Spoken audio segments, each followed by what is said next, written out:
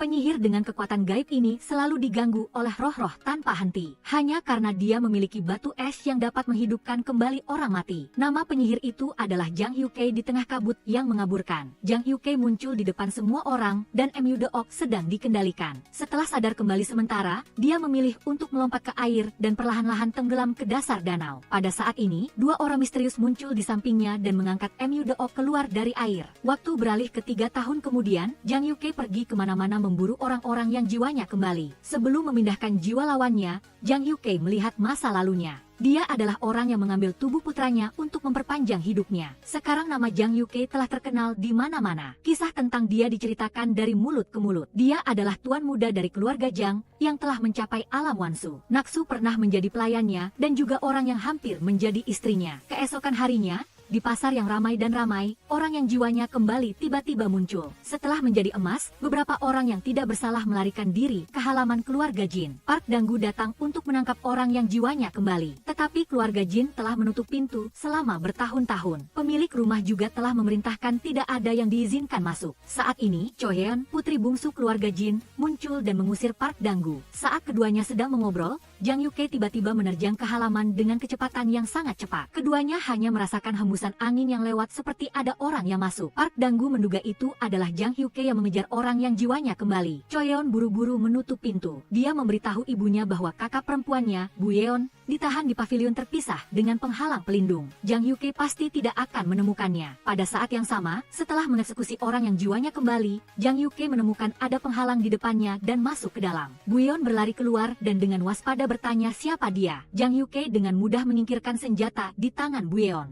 Tongkat itu tertancap di dinding sehingga Bu Yeon tidak bisa menariknya. Dia menyadari lawannya memiliki kekuatan luar biasa sehingga dia memintanya untuk membawanya keluar. Tapi Jang Yuke menolak dengan dingin. Jang Yuke mengira dia hanya seorang dewi biasa sampai Bu Yeon mengatakan bahwa ada batu es di dalam dirinya. Jang Yuke baru menyadari bahwa dia bukan orang biasa. Karena orang biasa tidak bisa melihat batu es, Jang Yuke mulai penasaran dengan gadis di depannya. Bu Yeon mengatakan bahwa dia adalah orang yang seharusnya mati tetapi masih hidup sampai sekarang. Inilah dosa yang dia lakukan. Kata-kata ini membuat Jang Yuke tergerak. Namun dia dan keluarga Jin memiliki dendam, jadi dia tidak ingin terlalu terlibat dalam masalah ini. Karena itu Jang Yuke membantunya mengemas barang-barangnya di dinding agar Bu Yeon bisa melarikan diri nanti. Cho Yeon dan ibunya tidak menemukan jejak Jang Yuke, jadi mereka pergi ke penghalang untuk memeriksanya. Untungnya, Jang Yuke sudah pergi. Bu Yeon juga mengatakan bahwa dia tidak melihat siapapun datang ke sini, yang menghilangkan kecurigaan di hati mereka. Setelah kembali ke rumah, Jang Yuke tidak bisa tidur sepanjang malam. Karena hari ini dia menggunakan kekuatan batu es sebagai manusia biasa, tetapi meminjam kekuatan untuk bermain. Oleh karena itu akan ada banyak roh jahat di sampingnya yang mengganggu, membuatnya tidak bisa hidup dengan damai. Jang Yuke juga tidak berdaya. Batu eslah yang menyelamatkan hidupnya, dan pada saat yang sama memberinya kekuatan tertinggi. Dia telah menerima janji istana kekaisaran untuk memburu orang-orang yang jiwanya kembali, dan menganggapnya sebagai tanggung jawab yang harus dia pikul. Dan ditarik oleh iblis juga merupakan harga yang harus dia bayar. Jang Yuke melenyapkan orang yang jiwanya kembali, dan membuat prestasi. Istana kekaisaran juga memberinya hadiah perhiasan emas dan perak seperti yang dijanjikan. Putra mahkota secara pribadi membawa persembahan untuk diberikan. Hubungan yang merupakan teman sekaligus musuh di antara keduanya juga sangat menarik. Di mata dunia, putra mahkotalah yang membuat prestasi besar ketika dia memerintahkan Jang Yuke untuk memburu orang-orang yang jiwanya kembali. Dia adalah orang yang layak mendapatkan darah bangsawan. Sementara orang yang selalu membawa pedang Naksu seperti Jang Yuke dianggap sebagai simbol nasib buruk. Dia adalah monster yang sesungguhnya. Tidak lama kemudian, Ibu Bu Yeon menemukan suami yang ideal untuknya. Keluarga Jin juga mulai mempersiapkan pernikahan. Cho Yeon dipenuhi dengan kekhawatiran. Dia tahu bahwa orang yang dikurung di rumah bukanlah kakak perempuannya, Bu Yeon, tetapi wanita itu. Begitu dia selesai berbicara,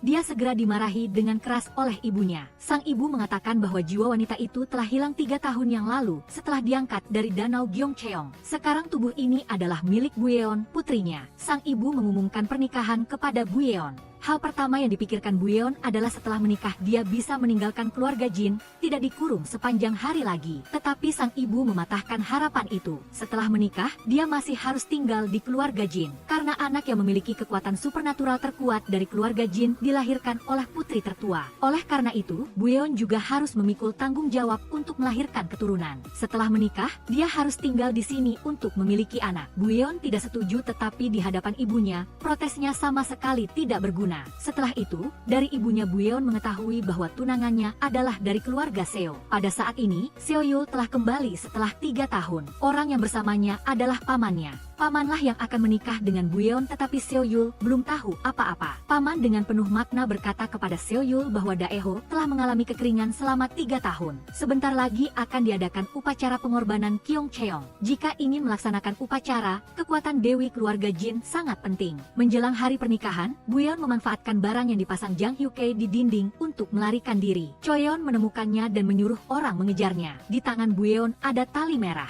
Melalui benda ini, keberadaannya bisa ditemukan. Buyeon mendengar bahwa tunangannya akan tinggal di Jisuliu, jadi dia datang ke sini untuk mencari pria bermarga Seo. Tetapi ada 2 tamu bermarga Seo. Buyeon mengatakan bahwa orang yang dicarinya sangat luar biasa, tidak kalah dengan siapapun. Oleh karena itu, gadis di kedai minuman mengira orang yang dia cari adalah Seo-yul. Dia juga memperkenalkan Buyeon 4 suami ideal terbaik di Daeho. Masing-masing adalah putra mahkota, pewaris tahta, tuan muda Park yang kaya, Seo-yul yang sempurna tanpa celah, dan Jang Hyuk-tae yang sangat kuat. Beberapa saat kemudian, orang-orang dari keluarga Jin mengejar. Buyeon buru-buru turun dari perahu dan pergi, melintas di samping Seo-yul. Sementara Soyi diam-diam mengamati Seo-yul dari jauh, berharap dia aman. Buyeon duduk di perahu, tiba-tiba mendengar pengemudi perahu menunjuk ke jembatan dan memanggil nama Jang Hyuk-tae. Buyeon mendongak dan baru menyadari bahwa orang yang pernah menerobos penghalang adalah Jang Hyuk-tae, orang yang dikabarkan tak tertandingi kekuatannya. Dan Jang Hyuk-tae juga melihat Buyeon. Keduanya, satu di jembatan dan satu di bawah jembatan, diam-diam saling memandang dari jauh. Tidak lama kemudian, Buyeon bertemu Jang Hyuk-tae dan menjelaskan identitasnya. Dia adalah Buyeon, putri tertua keluarga Jin. Semua orang mengira dia sudah mati, jadi dia dikurung di dalam penghalang. Ibunya telah mengatur pernikahan untuknya, tetapi dia tidak ingin menerima nasibnya. Baru-baru ini ketika dia bertemu Jang Hyuk-tae, dia memiliki pemikiran baru. Dia tidak ingin diatur. Dia ingin memilih suaminya sendiri yang ideal. Dan orang yang dia pilih adalah Jang Hyuk-tae. Ada 2 alasan. Pertama, Jang Hyuk-tae sangat kuat, dia bisa menghadapi keluarga Jin. Kedua, Jang Hyuk-tae dan keluarga Jin memiliki dendam. Jika dia menikah dengan Jang Hyuk-tae, itu akan membuat ibunya marah dan mengusirnya dari rumah. Dengan demikian, dia bisa mendapatkan kebebasan yang selalu dia impikan. Buyeon sangat percaya diri dengan kecantikannya. Dia berpikir bahwa dia pasti akan menaklukkan Jang Hyuk-tae. Tetapi Jang Hyuk-tae tidak memperhatikannya dan berbalik pergi. Tidak lama kemudian, orang-orang dari keluarga Jin menemukan tali merah dan menemukannya. Buyeon segera melarikan diri. Ketika dia hampir ditemukan, Jang Hyuk-tae kembali untuk membantunya. Jang Hyuk-tae bertanya apakah dia benar-benar Buyeon. Sejauh yang dia tahu, Buyeon telah hilang selama bertahun-tahun. Buyeon mengatakan bahwa 3 tahun lalu setelah ditemukan, dia bisa melihat kekuatan dalam tubuh orang lain hanya dengan mata telanjang. Atas takdirnya, Buyeon meraih tangannya dan memohon. Tanggal 15 bulan ini jika dia menikah, maka dia tidak akan bisa meninggalkan keluarga Jin lagi. Dia akan menunggu Jang Hyuk-tae datang menjemputnya pada hari itu. Setelah pertemuan ini, Jang Hyuk-tae mulai mencari tahu tentang Buyeon. Menurut cerita, Buyeon saat itu sedang mencari cincin batu es yang disegel di bawah danau Gyeongcheong, kemudian hanyut oleh air dan dianggap telah meninggal. Sejak kecil Buyeon sudah memiliki kekuatan supernatural yang kuat. Jika dia masih hidup, dia akan menjadi dewi yang kemampuannya hanya di bawah Jin Mu. Jang Hyuk-tae berpikir bahwa jika Buyeon benar-benar memiliki kemampuan itu, mungkin dia bisa mengeluarkan batu es dari tubuhnya. Karena saat ini Jang Hyuk-tae hanya bisa hidup berkat batu es, tapi dia tidak bisa menahannya lagi. Jika dia bisa mengeluarkan batu es, dia bisa meletakkan bebannya dan beristirahat dengan tenang. Pada hari pernikahan Buyeon, Choyeon akhirnya bertemu dengan calon kakak iparnya. Tanpa diduga, itu adalah paman dari Seo-yul. Sang ibu telah menyetujui pernikahan ini. Meskipun pamannya adalah sepupu dari permaisuri, dia berasal dari keluarga bangsawan, tetapi karena orang tuanya meninggal lebih awal,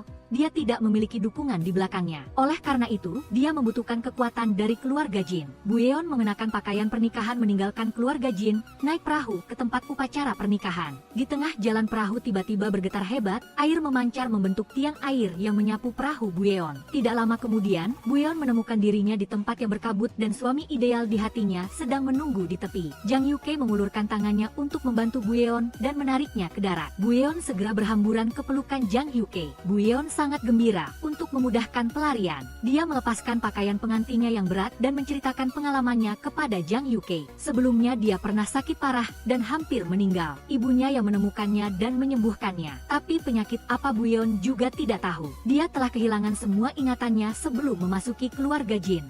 Buyeon kecil, Seperti yang dikabarkan, dulunya buta, kemudian karena sakit, dia bisa melihat cahaya lagi. Mendengar itu, Jang Yuke langsung menatap mata Buyeon, mencari cahaya biru yang khas. Tetapi tidak melihat apa-apa. Dia memastikan Buyeon bukan orang yang jiwanya kembali. Beberapa orang buta mendapatkan kembali penglihatan mereka, karena menjadi orang yang jiwanya kembali. Buyeon tidak mengerti mengapa Jang Yuke membantunya. Jang Yuke terus terang mengakui bahwa itu karena Buyeon memiliki kekuatan supernatural yang kuat, yang bisa membantunya. Pada saat ini, orang yang jiwanya kembali yang bersembunyi di bawah danau terdekat melihat batu es bersinar di tubuh Jang Yuke. Tidak lama kemudian, dia menarik seorang pengemudi perahu ke air dan mengambil tubuhnya. Keluarga Jin menemukan bahwa Buyeon telah menghilang. Choyeon segera curiga apakah Park Danggu mengira orang yang menikah adalah Choyeon sehingga dia salah menangkap pengantin wanita. Pada saat ini, Park Danggu baru tahu bahwa pengantin wanita itu bukan Choyeon melainkan kakak perempuannya, Buyeon. Park Danggu yang menangis terseduh-seduh mendengar berita itu dan baru merasa lega, baru saja melepaskan bebannya. Pemilik keluarga Jin dan pamannya memimpin orang untuk menemukan Park Danggu untuk meminta orang itu, menyebabkan keributan di seluruh daerah.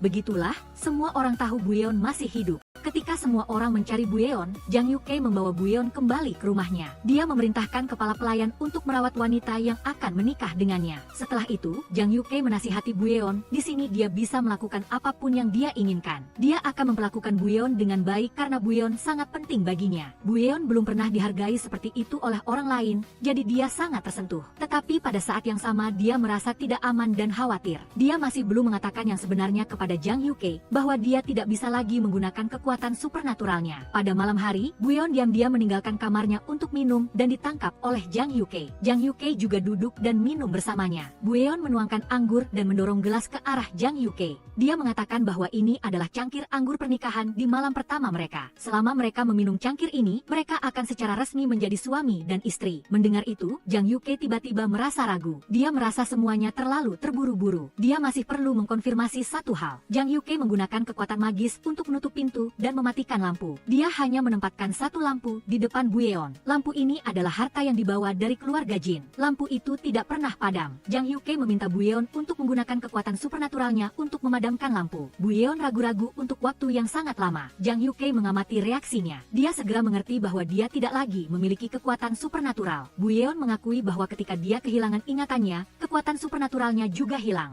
Dia hanya bisa melihat kekuatan supernatural orang lain dengan mata telanjang. Karena pihak lain tidak bisa membantunya, Jang Yuke segera memerintahkan untuk mengusir tamu. Buyeon menunjukkan kepadanya tali merah yang diikat di pergelangan tangannya. Melihat tali yang diikat erat, dia bisa tahu bahwa orang-orang dari keluarga Jin akan segera datang. Buyeon berencana untuk mengumumkan kepada semua orang bahwa dia dan Jang Yuke telah menjadi suami istri. Dia tidak ingin kembali ke sangkar itu lagi. Tanpa diduga, Jang Yuke memotong tali ini dan dengan dingin mengusir Buyeon. Sebelum pergi, Buyeon meminta maaf karena telah menipunya. Orang yang pernah merawatnya pernah berkata, selama dia mendapatkan kembali ingatannya, kekuatan supernaturalnya juga akan kembali. Tali itu putus, jadi jejak Buyeon juga hilang. Pemilik rumah curiga bahwa Buyeon telah memulihkan ingatan dan kekuatan supernaturalnya, jadi dia melarikan diri. Dia mencari Guru Li untuk meminta bantuan. Guru Li telah mengetahui kebenaran. Tubuh Buyeon awalnya adalah putri sulung keluarga Jin, tetapi jiwa di dalamnya adalah Naksu. 3 tahun lalu, Buyeon, yaitu Mu Deok, diangkat dari bawah danau. Pemilik rumah memohon Guru Li untuk menyelamatkan putrinya. Guru Li menemukan bahwa jiwa Naksu dikurung di dalam tubuh Buyeon. Untuk menyelamatkannya, dia hanya bisa menggunakan sisa kekuatan Naksu di dalam tubuhnya. Tetapi dengan demikian dia harus menghancurkan jiwa Buyeon.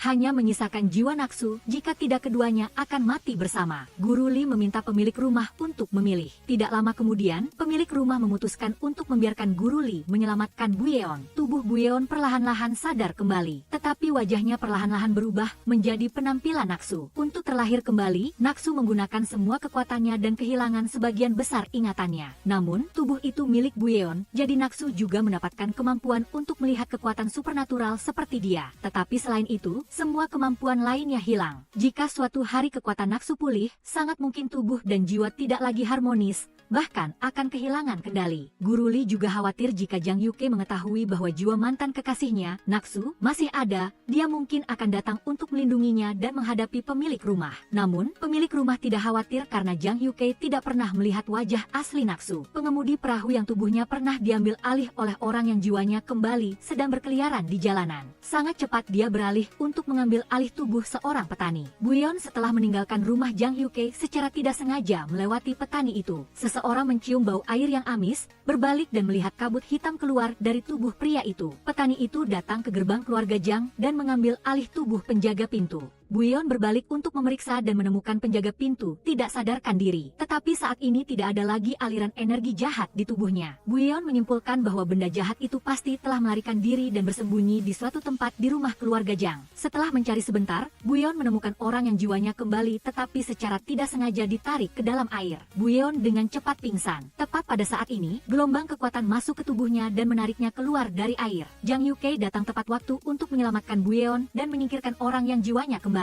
Dia melihat gadis yang pingsan di depannya, begadang semalaman di sisinya, menjaga Buyeon tetap hangat karena takut dia akan kedinginan. Sekarang Buyeon baginya sama sekali tidak berguna, sebaliknya malah menjadi masalah. Tetapi tidak jelas mengapa di dalam hati Jang Hyuke muncul perasaan aneh. Memikirkan tawaran minum anggur pernikahan dari Buyeon malam sebelumnya, Jang Hyuke segera meminum habis cangkir anggur itu. Di tempat lain, Paman Danggu ingin membantu anaknya mencari kakak perempuannya sehingga dia menempelkan pengumuman pencarian orang di seluruh kota. Tak lama kemudian seluruh kota tahu bahwa putri tertua keluarga Jin masih hidup. Selain itu dia juga hampir menikah dengan pamannya. Wajah Buyeon juga dipublikasikan. Jin Mu setelah melihat lukisan itu segera menyadari bahwa orang di lukisan itu jelas adalah Naksu. Mengapa menjadi Buyeon? Sohee, yang pernah hampir memasukkan identitas untuk masuk ke keluarga Jin, juga melihat lukisan itu. Dia juga merasa ada sesuatu yang tidak biasa. Mu Deok adalah Buyeon, tetapi orang di lukisan itu bukan Mu Deok. Secara kebetulan, Hanyel datang untuk mencari Jang Hyuke. Begitu dia melihat Buyeon, dia segera menyadari bahwa dia adalah orang di lukisan itu. Saat itulah Buyeon menyadari bahwa seluruh kota sedang mencarinya. Dia tahu betul bahwa ibunya tidak akan pernah membuat keributan seperti itu. Setelah bertanya, dia mengetahui bahwa Seoyu lah yang mencarinya. Kebetulan dia juga bermarga Seo. Buyeon tidak sedikit pun curiga, percaya bahwa Seoyul adalah tunangannya. Oleh karena itu Buyeon pergi ke penginapan untuk mencari Seoyul. Saat menunggu Seoyul, Buyeon tiba-tiba teringat bahwa setelah dia pingsan tadi malam, Jang Hyuke sepertinya telah meminum cangkir anggur pernikahan itu. Hatinya langsung berdebar. Tidak lama kemudian, Buyeon bertemu Seoyul. Melihat wajah tampan Seoyul, Buyeon langsung tersenyum bahagia. Jika dia tidak diam-diam jatuh cinta pada Jang Hyuke, dia pasti tidak akan melewatkan kesempatan untuk berhubungan dengan Seoyul. Buyeon memberitahu Seoyul bahwa dia ingin membatalkan pertunangan dengan keluarga Seo. Setelah itu Buyeon baru menyadari bahwa pria di depannya bukanlah tunangannya. Tunangan yang sebenarnya adalah orang lain. Buyeon hendak pergi ketika orang-orang dari keluarga Jin datang ke pintu. Buyeon dibawa pulang, ibunya menamparnya. Tetapi segera setelah sadar kembali, dia memeluk Buyeon dengan rasa bersalah dan sakit hati. Jin Mu datang mencari pemilik keluarga Jin. Atas nama yang mulia, dia meminta Buyeon untuk menghadiri Man Hyang Hoe, sekalian ingin melihat potret asli Buyeon. Dalam perkataannya dia juga menyelidiki identitas asli Buyeon. Kali ini Man Hyang Hoe akan membahas penarikan teknik sihir dan artefak keluarga Jin. Itu juga berarti memberikan Jinyoon yang dikelola keluarga Jin kepada keluarga lain. Alasannya adalah karena pemilik rumah sudah tua dan keluarga Jin tidak memiliki pewaris yang cukup kuat. Jin Mu mengusulkan agar Buyeon muncul di Man Hyang Hoe untuk menunjukkan kepada semua orang bahwa keluarga Jin memiliki pewaris kekuatan supernatural yang luar biasa. Jinyoon tidak akan jatuh ke tangan orang lain. Di sisi lain, Park Jin dari kepala pelayan mengetahui bahwa Jang Hyuke telah membawa Buyeon pulang dan menyatakan bahwa keduanya akan menikah. Semua orang tahu bahwa di dalam hati Jang Hyuke selalu ada tempat untuk Mu Deok. Tindakan ini benar-benar terlalu aneh. Park Jin dengan cepat menebak bahwa Jang Hyuke ingin menggunakan Buyeon untuk mengambil batu es di tubuhnya. Dia bertanya kepada Jang Hyuke tentang hal ini. Jang Hyuke tidak menyangkalnya. Tetapi sekarang hal-hal itu tidak lagi penting karena Buyeon telah kembali ke keluarga Jin. Kemudian Jang Hyuke mendengar kabar bahwa Buyeon akan menghadiri Man Hyang Hoe, secara resmi menjadi pewaris Jinyoon. Jang Hyuke pun merasa sangat lucu. Seseorang yang tidak memiliki kekuatan sihir sama sekali tidak bisa menjadi pewaris. Buyeon yang akan menghadiri Man Hyang Hoe merasa sangat cemas. Tetapi untuk mempertahankan Jinyoon, Buyeon pasti harus tampil. Tetapi fakta bahwa dia tidak memiliki kekuatan sihir tidak boleh terungkap sama sekali. Setelah ini, dia harus tinggal di rumah setiap hari, menghindari kontak dengan orang lain. Memikirkan sisa hidupnya akan dipenjara seperti itu. Hati Buyeon dipenuhi kesedihan. Saat ini sang ibu mengetahui bahwa gelang pengikat tugas Buyeon telah hilang, sehingga dia segera menggantinya dengan yang baru. Tapi kali ini tidak diikat di pergelangan tangan, melainkan langsung dimasukkan ke dalam tubuhnya. Pada saat yang sama, Jang Yuke tiba-tiba menyadari bahwa lentera yang dia bawa dari keluarga jin telah padam. Setelah berpikir panjang, dia merasa hanya Buyeon yang bisa memadamkan lentera itu. Ternyata ketika Buyeon meninggalkan rumah keluarga Jang dalam keadaan linglung, dia secara tidak sengaja menggunakan kekuatannya untuk memadamkan lentera. Bahkan dirinya sendiri tidak menyadarinya. Di Man Hyang Hoe, pemimpin keluarga memperkenalkan Buyeon kepada semua orang. Sementara itu, Jang Yuke juga muncul dengan lentera yang sudah dinyalakan kembali. Dia mendekati Buyeon dan memintanya mencoba memadamkan lentera itu lagi. Buyeon mengatakan dia tidak bisa melakukannya. Jang Yuke segera berbalik dan pergi. Tetapi tepat ketika Buyeon menarik lengan Jang Yuke, lentera itu padam. Jang Yuke segera mengumumkan di hadapan semua orang. Buyeon tidak bisa menjadi pewaris karena dia telah menikah dengannya. Buyeon kemudian memberitahu ibunya bahwa dia dan Jang Yuke telah minum arak kebahagiaan dan menjadi suami istri. Jang Yuke pun merangkul bahu Buyeon. Jin Mu menolak dan meminta mereka menunjukkan saksi pernikahan. Buyeon menyela perkataannya dan dengan malu-malu mengelus perutnya,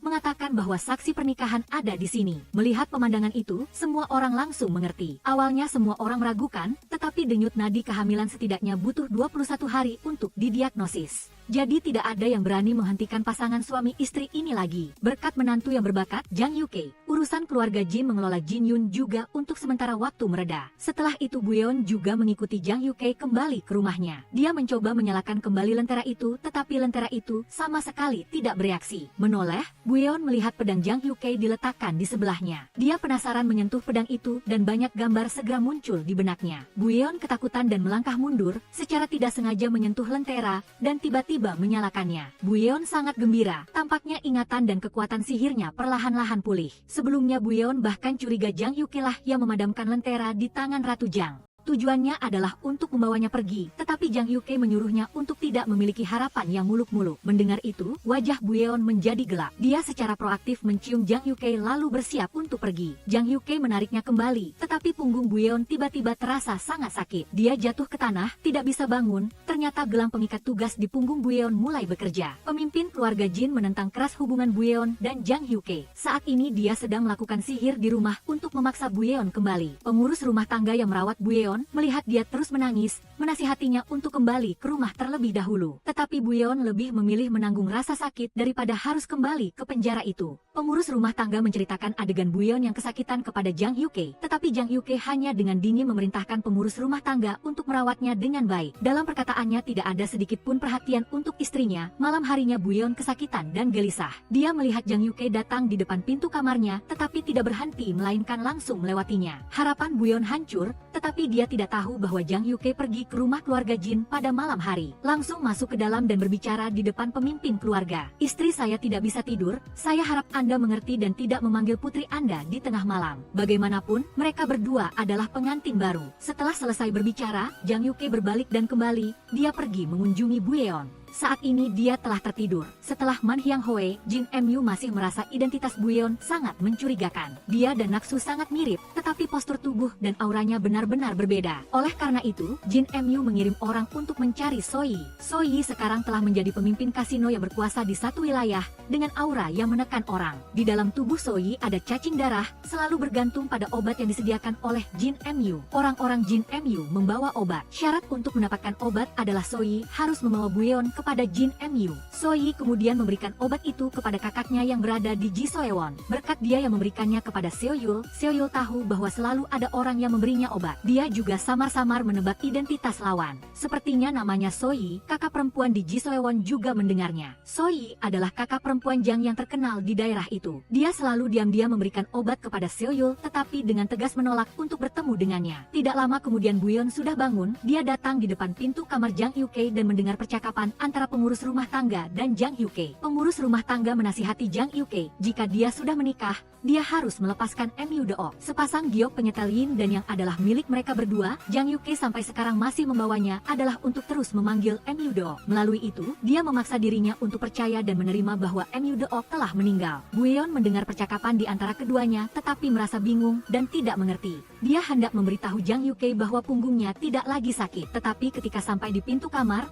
dia ragu-ragu. Dia merasa Jang Yuke sama sekali tidak mengkhawatirkannya sehingga tidak perlu memberitahu dia. Karena itu dia langsung berbalik dan pergi. Sementara Jang Yuke yang saat itu sedang duduk di kamar sudah melihat Buyeon datang ke pintu lalu berbalik pergi. Keesokan harinya dari Park Danggu, Buyeon mengetahui bahwa tadi malam Jang Yuke telah pergi ke rumah keluarga Jin membuat keributan. Dia telah menghancurkan gelang pengikat tugas sehingga dia bisa tidur nyenyak. Mendengar Park Danggu mengatakan bahwa Jang Yuke sering suka pergi ke sebuah hutan, di sana penuh dengan menara batu. Setiap kali dia membunuh satu orang pengubah jiwa, Jang Yuke akan datang ke sana dan membangun satu menara batu. Tetapi Park Danggu tidak menjelaskan kepada Buyeon bahwa di dalamnya ada satu menara batu milik MUDO. Buyeon pergi ke hutan, ketika dia melangkah di depan sebuah menara batu, di dalam kepalanya muncul beberapa ingatan tentang telur burung. Segera setelah itu menara batu di depannya runtuh, telur burung muncul di depan mata Buyeon. Dalam ingatan yang sekilas tadi, juga ada gambar telur burung. Di dalam kepala Buyeon penuh dengan pertanyaan, dia membawa telur itu untuk mencari tahu lebih jelas. Soyi diam-diam mengikuti Buyeon, dia menyuruh orang untuk merebut telur burung itu. Dengan demikian, telur burung itu telah jatuh ke tangan Soyi. Setelah mendapatkan telur burung itu, Soyi menyuruh orang untuk memancing Buyeon ke Chembuguan tetapi Buyeon tidak terpancing. Dia merasakan energi dari telur burung itu, sehingga dia mengikuti sumber energi itu dan datang. Soyi sangat terkejut mengapa Buyeon tidak terpancing tetapi selalu mengikutinya. Soyi bersembunyi di sebuah ruangan, meletakkan telur burung di atas meja. Buyeon mengambil telur itu. Dia bisa melihat aliran energi dan dengan mudah menemukan tempat Soyi bersembunyi. Saat ini tiba-tiba ada bau yang terbang. Buyeon segera merasa tidak beres, dia menyadari bahwa ini adalah obat bius, sehingga dia segera menutup hidungnya. Sementara Soyi juga memanfaatkan kesempatan itu untuk keluar dari ruangan dan mengunci pintunya. Pada saat yang sama, Seoyul datang ke kasino untuk mencari Soyi di bawah arahan bawahannya.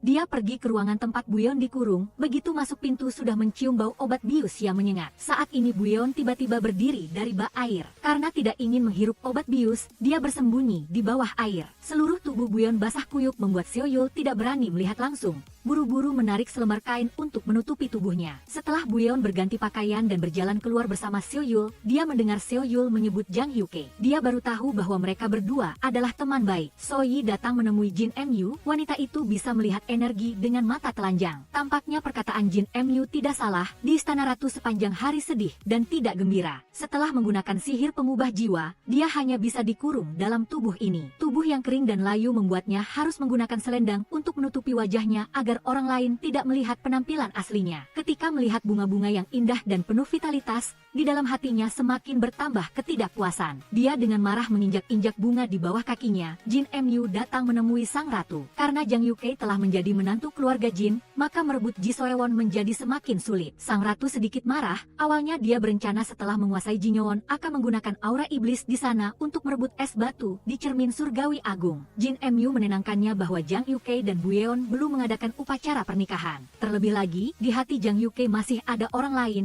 sehingga masih ada kemungkinan untuk berubah. Hari peringatan 3 tahun Naksu akan segera tiba. Jin MU berencana saat itu akan memanggil jiwa Naksu untuk membuat Jang Yuke goyah. Setelah berbicara, Jin MU berbalik dan melihat ke arah pamannya yang berdiri di samping. Saat itu ikuti saja rencana, menikahkan Buyeon dengan paman bisa mendapatkan Ji Soewon. Akhir-akhir ini terus terjadi hal-hal aneh. Pertama adalah putra mahkota mendengar rumor, bedak rias yang diberikan ratu kepada selir di istana akhir-akhir ini bermasalah, menyebabkan kulit menjadi kering dan kasar. Oleh karena itu putra mahkota memimpin Kasim ke toko di luar istana untuk menyelidiki. Setelah itu adalah fenomena sumur kering di kalangan rakyat. Guru Li telah muncul melakukan sihir, dia mengambil aura iblis di dalam sumur dan permukaan air segera naik kembali. Ini sudah aura iblis kelima yang ditemukan Guru Li baru-baru ini. Dia tidak tahu siapa yang dengan santai melepaskan aura iblis di mana-mana. Di sisi lain, Park Jin mendengar bahwa Jang Yuke ingin dia dan pengurus rumah tangga segera menikah. Ketika pengurus rumah tangga sudah memiliki tempat berlindung, Jang Yuke baru bisa tenang meninggalkan dunia ini. Park Jin dan Jang Yuke memiliki percakapan yang panjang. Selama ini, Park Jin selalu menghindari menyebut nama MU Deok di depan Jang Yuke. Tetapi kali ini dia secara proaktif menyebutkan bahwa setelah MU Deok jatuh ke danau,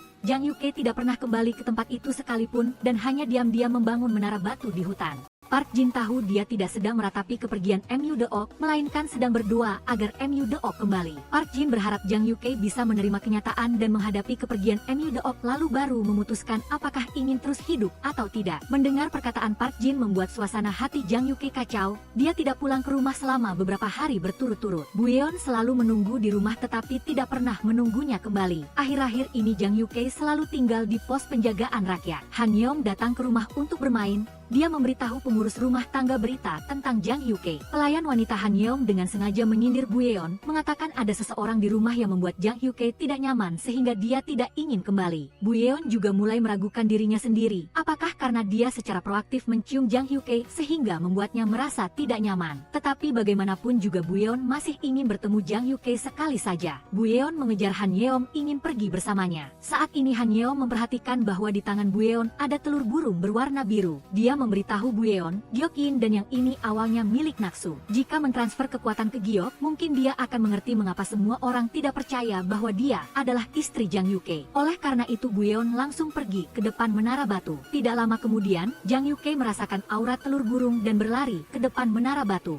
Melihat orang di depannya adalah Buyeon, Jang Yuke tidak bisa tidak kecewa, bahkan sedikit marah. Tetapi Buyeon memberitahunya bahwa dia baru saja memulihkan satu bagian ingatan lagi. Dia mengingat kembali hal-hal yang terjadi ketika dia berbagi sepasang telur burung dengan Jang Yuke. Dia dengan santai mengulangi kalimat yang pernah Jang Yuke katakan kepada MU Deok saat itu. Jang Yuke sangat terkejut, tidak mengerti mengapa Buyeon tahu kata-kata itu. Buyeon sama sekali tidak berpikir bahwa dia adalah pemilik telur Gyeok. Dia hanya berpikir mungkin karena dia memiliki kekuatan sihir, dia bisa melihat ingatan yang tersimpan di dalam Gyeok. Buyeon menyadari kekecewaan Jang Yuke, lalu mengembalikan telur burung berwarna biru ke tempat asalnya. Tak disangka, begitu dia mengulurkan tangan, menara batu itu langsung runtuh. Suasana hati Jang Yuke menjadi buruk dan juga mulai kehilangan kesabaran dengan Buyeon. Buyeon ingin mengembalikan telur burung itu kepada Jang Yuke, tetapi Jang Yuke menyuruhnya untuk menyimpannya. Jika Buyeon bisa membaca ingatan di dalam telur, maka dia ingin meminta bantuannya untuk mencari tahu perasaan terakhir MU Deok sebelum pergi. MU Deok tidak bisa menjawab pertanyaannya. Mungkin Buyeon bisa menjawabnya menggantikannya. Kata-kata Jang Yuke ini sekali lagi membuat Buyeon sakit hati. Setelah Jang Yuke pergi, Buyeon duduk sendirian membangun menara batu. Di dalam hatinya semakin bertambah rasa sedih, hingga larut malam Buyeon baru turun gunung. Sekitar gelap gulita membuat Buyeon sedikit takut dan tidak sengaja tersandung. Tepat pada saat itu, segerombolan kunang-kunang yang bersinar terbang mendekat,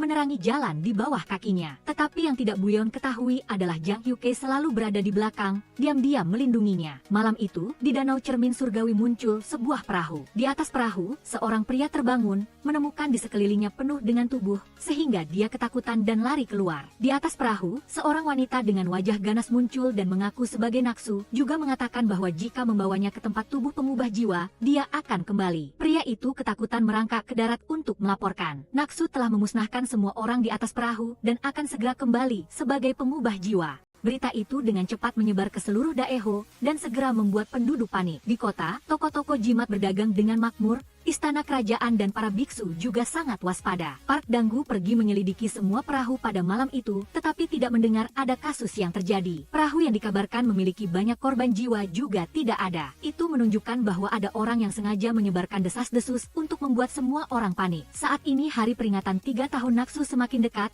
sehingga warga semakin percaya pada desas-desus itu. Hal terpenting saat ini adalah menemukan pria yang merangkak ke darat dan menyebarkan berita itu. Pada saat yang sama, Kaisar memanggil Jang Yuke ke istana, memerintahkannya untuk memusnahkan Naksu untuk menenangkan hati rakyat. Tetapi Jang Yuke berpendapat bahwa jika dirinya sendiri yang tampil, hanya akan membuat rakyat semakin percaya bahwa desas-desus itu nyata. Jin Mu yang berdiri di sampingnya langsung memprovokasi. Seluruh dunia tahu bahwa Jang Yuke pernah hampir menikah dengan Naksu. Jika sekarang Jang Yuke tidak tampil, rakyat pasti akan curiga dia masih memiliki perasaan untuknya. Kaisar melihat perkataan Jin Mu sangat masuk akal, akhirnya tetap memerintahkan Jang Yuke untuk memburu Naksu. Sebenarnya semua itu adalah rencana Jin Mu. Dia sengaja mengatur agar semua orang percaya bahwa Naksu masih hidup. Dengan begitu Jang Yuke akan selamanya terikat oleh Naksu. Rakyat percaya Naksu akan kembali sebagai pengubah jiwa untuk mencari Jang Yuke. Sejak saat itu, setiap pengubah jiwa yang muncul di depan Jang Yuke akan dicurigai sebagai Naksu. Naksu akan menjadi belenggu Jang Yuke. Jin Mu ingin menggunakan nama Naksu untuk memisahkan Jang Yuke dan Buyeon. Tujuannya adalah untuk merebut Jinyeon dari keluarga Jin. Dan pria yang merangkak ke darat hanyalah orang yang dibayar untuk bekerja. Orang yang menyuruhnya adalah Soyi. Soyi memerintahkannya untuk meninggalkan Daeho untuk sementara waktu. Buheon mendengar desas-desus tentang Naksu dan pergi ke pasar untuk membeli jimat dan secara kebetulan bertemu dengan gadis di Jisoewon. Keduanya kembali ke Jisoewon untuk minum dan mengobrol.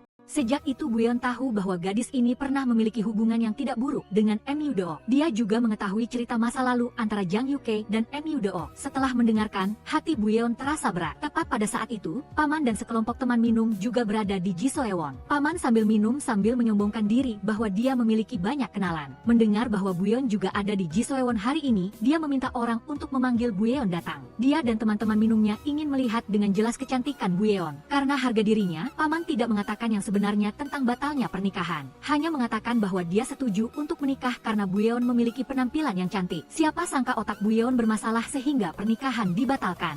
Seoyul datang mencari Paman dan membongkar kebohongannya. Dulu Paman sangat senang karena bisa menikahi putri keluarga Jin. Tetapi pada hari pernikahan, keluarga Jin secara sepihak membatalkan pernikahan. Sampai sekarang masih sakit hati dan harga dirinya terluka. Paman terpaksa menyerah untuk sementara menunda masalah Buyeon. Buyeon mendengar ada orang yang mencarinya. Begitu datang langsung bertemu Seoyul. Dia mengira Seoyul yang memanggilnya. Seoyul juga tidak menyangkal Buyeon memiliki beberapa hal yang ingin dikatakan. Setelah ragu-ragu sejenak, dia memutuskan untuk berbicara. Dia melihat ada makhluk aneh di dalam tubuh Seoyul. Tetapi Seoyul berharap dia berpura-pura tidak melihatnya. Keduanya menjadi teman dengan pemahaman. Buyeon mengambil makanan ringan dari Jisoewon dan membagikannya kepada Seoyul. Keduanya berbicara tentang makanan favorit. Mendengar jawaban Seoyul, Buyeon memuji seleranya yang sangat halus. Seoyul sejenak tertegun karena dulu Myudo juga pernah mengatakan hal yang sama kepadanya. Belakangan ini desas-desus tentang Naksu menyebar luas di kalangan rakyat. Wanita muda takut dan tidak berani keluar. Sang ratu memutuskan untuk mengadakan perjamuan di luar istana tepat pada hari peringatan Naksu. Dia mengundang para wanita muda dari keluarga bangsawan untuk berpartisipasi untuk menenangkan kepanikan di hati rakyat. Buyeon juga ada di daftar tamu undangan. Pengurus rumah tangga mulai menyiapkan gaun untuknya. Buyeon baru saja selesai berganti pakaian. Tepat pada saat itu Jang Yuke kembali. Jang Yuke memujinya cantik sambil berbicara sambil menggenggam tangannya. Dia memeriksa luka yang disebabkan oleh pembangunan menara batu. Dia juga mengingatkannya untuk meminta pengurus rumah tangga memotong kukunya sebelum hari perjamuan. Sebenarnya kalimat itu bukan hanya sekadar mengingatkan. Dia telah berpesan kepada pengurus rumah tangga untuk memberikan kuku Buyeon kepada Park Jin. Jang Yuke sudah menebak bahwa ratu mengadakan perjamuan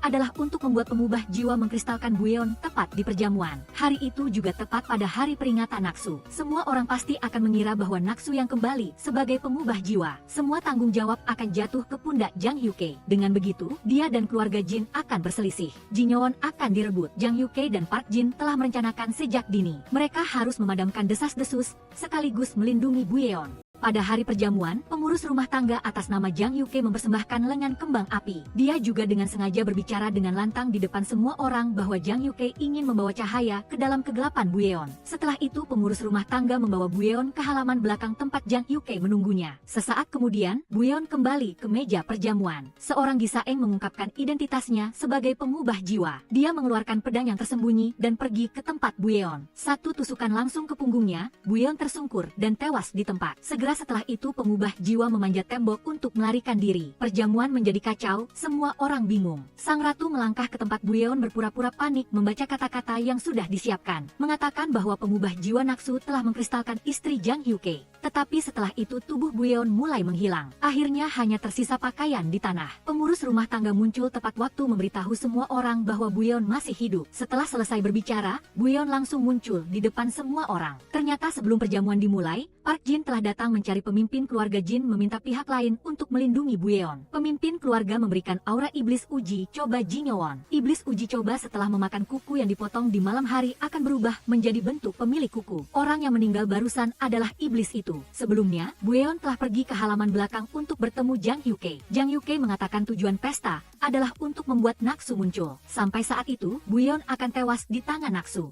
Hanya ketika semua orang menyaksikan Jang Yuke sendiri yang mengkristalkan Naksu, barulah desas-desus bisa berakhir. Jang Yuke berharap Naksu beristirahat dengan tenang, tetapi Buyeon juga harus ikut andil. Maka, adegan pertukaran orang di perjamuan dilakukan. Saat ini Jang Yuke telah berhasil menukar Gisaeng itu dan mengkristalkannya di tempat. Karena dia telah mengkristalkan Buyeon, dia dianggap sebagai Naksu. Jang Yuke kembali ke istana untuk melaporkan bahwa Naksu telah dimusnahkan. Rencana Jin Mu dan Ratu benar-benar gagal. Di sisi lain, Soyi telah bertemu pria yang menyebarkan desas-desus tentang Naksu di kasino. Saat ini dia masih belum meninggalkan Daeho sesuai rencana. Tepat pada saat itu, orang-orang Songrim juga mengikuti jejak dan sampai di kasino. Namun Soyi tetap waspada dan membawa pria itu melarikan diri. Dalam pelarian, Soyi tiba-tiba dihadang oleh Seoyul. Menyadari tidak bisa menyembunyikannya, Soyi segera mengakui bahwa dialah yang menyebarkan rumor tentang Naksu Choyong. Dia melakukannya karena telah bekerja sama dengan dukun untuk mendapatkan uang dalam jumlah besar. Tetapi Seoyul datang bukan untuk itu. Dia ingin bertemu dengan orang yang membawakannya obat. Soyi diam-diam mengakui bahwa dia adalah orang yang membawakan obat itu. Dia sangat peduli pada Seoyul. Dia juga mengatakan bahwa kesehatan Seoyul tidak perlu dikhawatirkan jika meminum obat tepat waktu. Namun, Seoyul mengatakan bahwa dia tidak pernah meminum obat itu. Dia ingin tahu apa yang sebenarnya ada di dalam tubuhnya. Malam itu, Jang Yuke pergi ke danau Gyeongcheong. Dia akhirnya memberanikan diri untuk kembali ke tempat Naksu Choyong jatuh. Pemandangan di depannya membuat Jang Yuke sakit hati. Setelah kembali ke rumah, dia langsung minum alkohol untuk melupakan kesedihannya. Kenangan tentang Mu Deok Jin Buyeon kembali muncul saat dia mabuk. Saat setengah sadar, dia sepertinya mendengar Mu Deok Jin Buyeon memanggilnya. Namun, ketika dia melihat dengan jelas, yang muncul adalah Buyeon. Nyeri di hati Jang Yuke memuncak. Setelah pergi sendiri ke tempat Naksu Choyong jatuh, dia benar-benar merasakan perpisahan dengan Mu Deok Jin Buyeon. Dia merasa seolah-olah dia telah meninggalkan Mu Deok Jin Buyeon di sana. Buyeon memeluk Jang Yuke dan berbaring di sampingnya. Melihat wajahnya yang tertidur pulas, dia dengan lembut membelai wajah itu. Jang Yuke tiba-tiba membuka matanya dan mencium bibir Buyeon. Kehadiran Buyeon membuat roh-roh jahat di sekitar Jang Yuke menghilang. Dia tidak lagi merasa kedinginan dan bisa tidur dengan tenang. Oleh karena itu, Jang Yuke tidak menolak dan membiarkan Buyeon tetap di sisinya. Buyeon dengan lembut menepuk punggungnya, menidurkannya. Keduanya terus tidur seperti itu. Keesokan paginya, setelah bangun, sepotong ingatan muncul di benak Buyeon. Dia dan Jang Yuke pernah berbaring berhadapan. Jang Yuke membisikkan sesuatu padanya. Tetapi ingatan ini bukanlah apa yang terjadi tadi malam. Sangat mungkin ini adalah ingatan dari pemilik telur burung. Selanjutnya, serangkaian gambar yang terfragmentasi muncul, menyebabkan dia sakit kepala hebat. Dia ingat Jang Yuke pernah memanggil pemilik telur itu dengan sebutan guru. Sementara orang itu memanggilnya dengan sebutan tuan muda. Di sisi lain, dari Soyi, Seoyul mengetahui bahwa ada cacing darah di dalam tubuhnya. Selama dia minum obat secara teratur, dia akan baik-baik saja. Tetapi Seoyul tahu bahwa semuanya tidak sesederhana itu. Cacing darah setelah memasuki tubuhnya yang penuh dengan energi air, perlahan-lahan mengikis energi dasarnya. Begitu energi dasar habis, dia pasti akan mati. Seoyul mengonfirmasi bahwa orang di balik Soyi adalah Jin Mu. Dengan demikian, rumor tentang Naksu Choyong juga sangat mungkin disebarkan olehnya. Seoyul segera mencari Jang Yuke untuk memberitahunya berita ini. Sebenarnya, Jang Yuke juga sudah menduganya. Setelah selesai berbicara, Jang Yuke membawa Buyeon ke istana. Secara lahiriah, itu untuk meminta maaf atas insiden di perjamuan, tetapi sebenarnya itu untuk menyatakan klaimnya atas Buyeon dan Jin. Di depan ratu, dia menunjukkan sikap hormat dan hati-hati. Jang Yuke mengatakan bahwa untuk melindungi Buyeon, dia harus melepaskan hantu percobaan di perjamuan. Setelah itu, dia dengan lantang menyatakan bahwa dia akan melindungi Buyeon dan Jinyeon sampai akhir. Kata-katanya seolah-olah Jinyeon sudah berada di tangannya. Saat dia berbicara, dia memegang tangan Buyeon. Sesuai dengan rencana yang telah disepakati sebelumnya, genggaman tangan ini adalah isyarat. Pada saat ini, Buyeon mengambil alasan untuk pergi agar Jang Yuke dapat berbicara secara pribadi dengan ratu. Setelah Buyeon pergi, Jang Yuke tidak berbelit-belit lagi. Dia secara halus menyiratkan kepada ratu untuk tidak bermimpi tentang Jinyeon. Dia rela menggunakan kekuatannya untuk membantu ratu memindahkan jiwa. Mendengar itu, ratu merasa itu masuk akal. Jang Yuke memiliki kekuatan yang cukup untuk membantunya memindahkan jiwa. Maka dia tidak perlu lagi menderita memohon kepada surga untuk memberinya kekuatan batu es. Jang Yuke tidak bisa menahan diri dan bertanya bagaimana cara mendapatkan kekuatan batu es. Ternyata dalam legenda, ketika bumi mengering, batu es akan akan muncul kembali. Ratu ini mendapatkan benda yang bisa membuat bumi mengering, itulah sebabnya dia sangat ingin merebut Jinyeon yang dikuasai oleh keluarga Jin. Dalam perjalanan meninggalkan istana, Buyeon menyebutkan bahwa dia telah mendengar tentang penghancuran cincin kenangan. Dia sangat berterima kasih atas hal itu. Meskipun cincin kenangan selalu membuatnya kesakitan, dia juga tidak ingin kembali ke dalam sangkar itu. Dia menggenggam tangan Jang Yuke, jari-jari mereka saling bertautan. Mulai sekarang, dia akan selalu berada di sisi Jang Yuke. Sesaat, Jang Yuke teringat saat dia dan Emil Deok Jin Buyeon juga pernah bertautan jari seperti itu. Seketika itu juga dia menepis tangan Buyeon. Buyeon buru-buru menjelaskan. Di kepalanya muncul banyak ingatan dari pemilik telur giok yang membuatnya tidak bisa membedakan mana yang nyata dan mana yang tidak. Mungkin dia telah menyinggung Jang Yuke. Jang Yuke mengejeknya, mengatakan bahwa kegunaannya seperti itu tidak buruk. Mulai sekarang dia akan menganggapnya sebagai pengganti dalam kenyataan. Saat dibutuhkan, dia akan menjadikannya tempat bersandar secara mental. Kata-kata ini membuat Buyeon sakit hati. Dia hanya ingin tahu apakah dia memiliki tempat di hati Jang Yuke. Tetapi melihat reaksi Jang Yuke, Buyeon sudah tahu jawabannya. Perasaan saat 10 jari saling bertautan dengan Buyeon terlalu akrab sehingga Jang Yuke tidak bisa tenang. Dia sengaja menggenggam tangan kepala pelayan tetapi tidak merasakan apa-apa. Kepala pelayan mendengar bahwa Buyeon menangis hari ini. Tanpa perlu menebak, dia tahu Jang Yuke telah menindasnya lagi. Kepala pelayan mengingatkan Jang Yuke. Buyeon pasti sedih karena dianggap sebagai pengganti. Jika terus seperti ini, dia akan kehilangan Buyeon juga.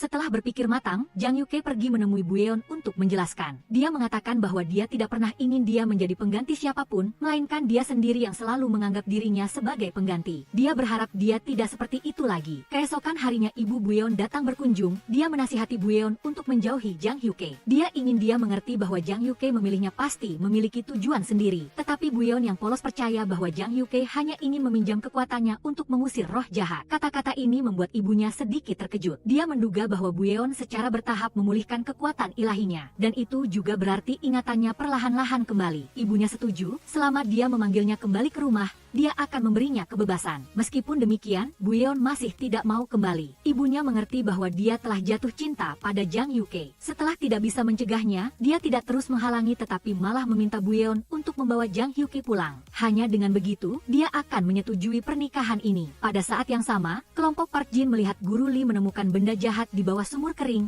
dan ekspresi wajah mereka sangat serius. Itu adalah sejenis benda jahat tingkat rendah yang bisa mengeringkan air sumur. Bentuknya meniru Hwansu yang dikuasai oleh Jinyeon. Guru Lee pergi ke Menara Batu untuk mencari Jang Yuke. Dia memberitahunya tentang asal-usul benda jahat dan Hwansu. Hwansu lahir dari gunung berapi, dan Jinyeon didirikan untuk menyegelnya. Guru Lee menyuruh Jang Yuke pergi ke Jinyeon untuk memeriksa apakah Hwansu masih aman. Jang Yuke menolak tetapi tetap mengingat kata-katanya di dalam hati. Dia teringat bahwa ratu ingin menemukan energi iblis yang bisa mengeringkan bumi. Kemungkinan besar itu adalah Hwansu. Sementara itu, Buyeon telah mempersiapkan mentalnya untuk waktu yang lama, dan akhirnya pergi ke Jinga. Dia mengetuk pintu kamar Jang Yuke, berdiri di luar dan memanggilnya untuk pulang bersamanya. Tanpa diduga, orang di dalam kamar bukanlah Jang Yuke melainkan Seo-yul. Dia salah mencari kamar, Buyeon hanya bisa pergi mencari Jang Yuke dan menjelaskan alasan dia datang ke sini. Begitu Jang Yuke mendengar Jinyeon, dia langsung menolak. Buyeon sangat kecewa, diam-diam menyeka air matanya sendirian. Seo-yul yang lewat melihat hal itu dan menebak bahwa dia telah ditolak. Buyeon kemudian pulang sendirian dan kepala pelayan tidak tahan untuk tidak memarahi Jang Yuke. Ini adalah kesempatan yang baik bagi ibu Buyeon untuk menerimanya,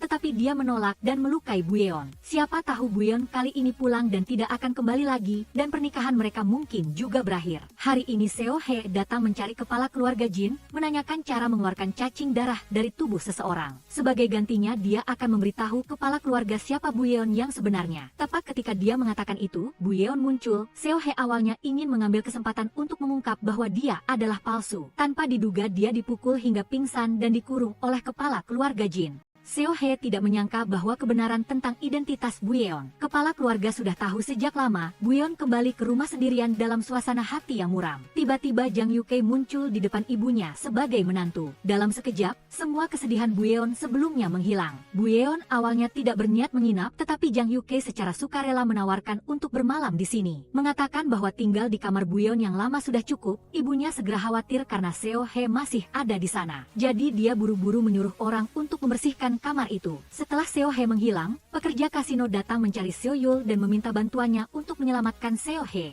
Ternyata sebelum bertemu dengan kepala keluarga Jin, Seo He telah berpesan bahwa jika terjadi sesuatu padanya, beritahukan pada Seo Yul bahwa Buyeon yang sebenarnya adalah gadis buta yang dia kenal di desa Seoli. Jika Seo He benar-benar meninggal di rumah keluarga Jin, maka Seo Yul harus menggunakan kematian dan rahasia ini untuk memaksa kepala keluarga memberikan cara mengeluarkan cacing darah untuk menyelamatkan nyawanya. Di sisi lain, Jin Mu memberikan tugas penting kepada pamannya, yaitu mengerahkan koneksi keluarga Seo. Menghindari pedagang Songrim, diam-diam membawa puluhan peti berisi benda iblis yang meniru Hwansu ke dalam kota. Putra mahkota merasa aneh, bertanya mengapa Jin Mu begitu terobsesi dengan Jin Yowon. Jika dia benar-benar menginginkan sesuatu, dia bisa langsung mengajukannya kepada kepala keluarga Jin. Jin Mu menjawab bahwa jika apa yang dia butuhkan diambil, Jin Yowon akan segera runtuh. Putra mahkota segera mengerti bahwa apa yang dia inginkan adalah Hwansu. Ternyata upacara persembahan surga yang sedang disiapkan Jin Mu, tujuan sebenarnya bukan untuk meminta hujan. Putra mahkota menyadari bahwa Jin Mu masih belum menyerah untuk mencari batu es. Dia menasihati Jin Mu untuk berhenti, tetapi Jin Mu tidak peduli karena dia tahu putra mahkota dan dirinya memiliki tujuan yang sama. Jika tidak, 3 tahun lalu putra mahkota tidak akan mengampuni nyawanya. Malam tiba, Jang Yuke dan Buyeon berjalan di hutan bambu. Buyeon teringat saat dia ditahan, saat itu dia sering membayangkan dirinya duduk di puncak pohon besar, sendirian menunggu seseorang datang mencarinya. Justru pada saat-saat seperti itulah Jang Yuki muncul. Jang Yuki tertegun, lalu bertanya dari mana Buyeon mendengar kata-kata itu. Buyeon buru-buru menjelaskan, itu bukan ingatan dari telur burung, tetapi pemandangan yang dia bayangkan sendiri saat ditahan. Jang Yuki merasa aneh, dia menggenggam tangan Buyeon, dan perasaan akrab itu langsung membanjiri dirinya. Pada saat yang sama, Seo Yul tiba di rumah keluarga Jin untuk menyelamatkan Soyi yang sedang ditahan. Saat ini kepala keluarga sedang menginterogasi Soyi, menanyakan siapa orang di belakangnya dan juga memberitahunya cara mengeluarkan cacing darah. Mendengar itu, Soyi segera mengungkapkan Jin Mu dan orang-orang di istana. Jang Yuke juga datang meminta audiensi dan berharap kepala keluarga membuka pintu Jin Yowon. Dia ingin bertemu Hwansu. Kepala keluarga membawa Jang Yuke ke depan Hwansu. Saat ini Hwansu masih dalam telur. Menunggu sampai hari ia keluar dari telur, dunia pasti akan menjadi kering dan hangus. Tanpa perlu Jang Yuke mengatakannya, kepala keluarga juga bisa menebak pasti guru Lia menyuruhnya datang untuk mengonfirmasi situasi Hwansu. Sementara Jang Yuke berusaha menunda kepala keluarga, Buyeon dan Seo Yul diam-diam menyelinap ke ruang penjara Soyi. Soyi sangat gembira melihat Seo Yul, meskipun terluka parah, dia masih berusaha memberitahu Seo Yul bahwa dia memiliki cara untuk mengobati cacing darah di dalam tubuhnya. Di depan Seo Yul dan Soyi, Soyi menceritakan seluruh kebenaran tentang identitas Buyeon. Mu Deok Jin Buyeon adalah putri sulung keluarga Jin, tetapi di dalam tubuhnya adalah jiwa Naksu Choyong. Sekarang wajah Buyeon juga mirip dengan Naksu Choyong. Seo Yul sangat terkejut, tidak heran dia merasa sangat akrab saat pertama kali bertemu Buyeon. Mengetahui kebenaran membuat hati Seo Yul bergejolak. Saat bertemu Buyeon lagi, matanya berkaca-kaca, dia dengan lembut memeluknya, memeluk kerinduannya pada Naksu Choyong. Malam itu, Seo Yul kembali bermimpi buruk tentang Naksu Choyong. Melihat reaksi Seo Yul, Soyi akhirnya mengerti semuanya. Ternyata, gadis yang dia cintai diam-diam adalah Naksu Choyong. Sejak Park Danggu menemukan benda iblis yang diangkat dari bawah sumur, dia menyadari ada aura gunung berapi di atasnya, dan segera memerintahkan pemeriksaan ketat terhadap semua barang yang diangkut dari gunung berapi di selatan. Di sisi lain, paman menerima perintah dari Jin Mu untuk mengangkut benda iblis ke dalam kota. Setelah mengetahui bahwa barang-barang itu diperiksa dengan ketat, paman segera mengirim surat darurat melalui burung merpati untuk memberitahu kapal-kapal yang sedang dalam perjalanan, menyuruh mereka membuang semua barang ke dalam air. Kemudian para pelaut membongkar barang di tengah malam dan membuang semua benda iblis ke danau Gyeongcheong. Paman menggagalkan rencana pengangkutan benda iblis, membuat Jin Mu sangat marah. Sepertinya di masa depan dia masih harus mengandalkan Soyi. Dia segera mengirim orang untuk mencarinya. Saat ini Soyi sedang berada di dermaga bersiap untuk meninggalkan Daeho. Seo Yul secara pribadi mengantarkannya ke kapal. Pada saat yang sama Jang Yuke kembali untuk memberitahu Guru Li bahwa dia telah pergi ke rumah keluarga Jin dan mengkonfirmasi bahwa Hwansu masih aman. Tetapi saat ini ada orang yang mendekati Hwansu. Guru Li tahu bahwa orang-orang itu adalah orang-orang dari istana kerajaan dan Cheon Buguan. Mereka ingin membangkitkan Hwansu untuk membuat bumi mengering agar bisa menemukan batu es. Situasi sekarang jika melawan keluarga kerajaan adalah pemberontakan, tetapi jika menang, dia bisa naik tahta. Jang Yuke mengerti maksud tersembunyi Guru Li. Dia adalah anak yang lahir pada waktu yang sama dengan putra mahkota, tetapi tetapi dia sama sekali tidak tertarik pada tahta atau kekuasaan. Meskipun demikian, keberadaan Jang Yuke masih membuat putra mahkota tidak nyaman. Dia tidak menyukainya, tetapi harus mengakui bahwa dia kuat. Di depan Jang Yuke, putra mahkota selalu merasa dirinya seperti burung gagak yang memasang bulu merak dan merasa bangga. Padahal Jang Yuke adalah burung merak yang sebenarnya. Terakhir kali Jang Yuke menghancurkan Naksu Choyong palsu di perjamuan, seharusnya dia mendapatkan hadiah yang besar, tetapi kali ini Jin Mu malah meminta hadiah lain untuknya. Jang Yuke meninggalkan Daeho, putra mahkota diam-diam memberitahu Jang Yuke bahwa dia akan dipindahkan ke Songrim. Pada saat yang sama dia juga menemukan Jang Yuke sedang meneliti Hwanshu,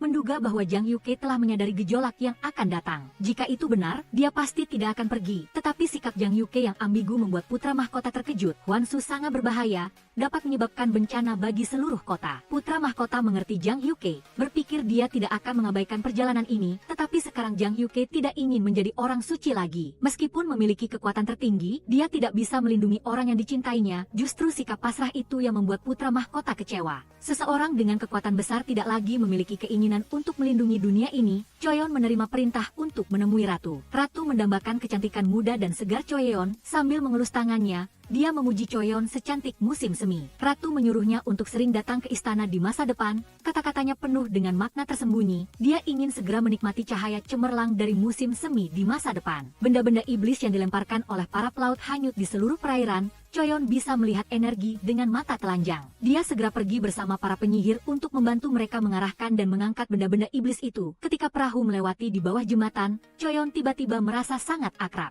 Dia ingin memanjat tetapi hanya bisa berpegangan pada tepi jembatan. Pada saat itu sebagian ingatan Choyeon kembali. Dia yakin bahwa dia juga pernah bergelantungan di tempat ini dan ingatan itu sepenuhnya miliknya. Berkat membantu menemukan benda iblis, Choyeon menerima perintah Songrim dan merasa bangga. Dia berbicara dengan Jang Yuke tentang ingatan latihan di masa lalu. Jang Yuke mengatakan bahwa setelah mencapai gerbang energi, dia adalah orang yang paling cepat mencapai tingkat penguasaan air. Saat itu dia berlatih dengan keras. Semua itu karena dia memiliki seorang guru yang ketat. Choyeon mengangguk setuju setelah mendengarkan, lalu berkata bahwa jika tidak bisa melakukan apa-apa, lebih baik mati. Kalimat ini membuat Jang Yuke tertegun sejenak. Ini jelas kata-kata yang pernah diucapkan Mu Deok Jin Bueon, tetapi sekarang keluar dari mulut Choyeon. Ini membuat pikirannya sedikit kacau. Choyeon memutuskan untuk pergi ke tempat Jang Yuke untuk mencari pohon dalam ingatannya. Kata-kata ini kebetulan didengar oleh Seo-yul. Seo-yul kemudian secara sukarela menawarkan untuk membawa Choyeon ke tempat Jang Yuke untuk melihatnya. Dia mengatakan bahwa dia juga ingin pergi ke sana, tetapi Choyeon tidak tahu. Sebenarnya Seo-yul sudah membuat rencana, besok ketika sampai di tempat Jang Yuke, dia akan menceritakan semua hal di antara mereka berdua, termasuk fakta bahwa mereka pernah bertemu di sana, dan fakta bahwa Seo-yul selalu diam-diam menyukainya. Terakhir kali mereka bertemu kembali, Seo-yul mengenali Naksu Choyong tetapi tidak melakukan apa-apa. Hal ini membuatnya menyesal selama bertahun-tahun. Kali ini dia merasa beruntung, karena dia mengenali Naksu Choyong sebelum Jang Yuke. Setelah menjelaskan kebenaran, Seo-yul memeluknya lalu menggunakan pedang untuk membuat mereka berdua meninggalkan dunia. Jang Yuke pergi ke kamar Bueon untuk mencari telur burung berwarna biru. Jika telur itu ada di kamar, itu berarti saat Bueon berbicara di siang hari, dia tidak membawanya. Itu berarti semua yang dia katakan adalah pikiran yang sebenarnya. Saat dia sedang mencari, Bueon kembali, dia membuka laci dan menunjukkan telur itu kepada Jang Yuke. Bueon memberitahu Jang Yuke bahwa besok dia akan pergi ke tempat Jang Yuke bersama Seo-yul. Begitu mendengar nama Seo-yul, Jang Yuke langsung cemburu. Dia mengatakan Seo-yul adalah temannya,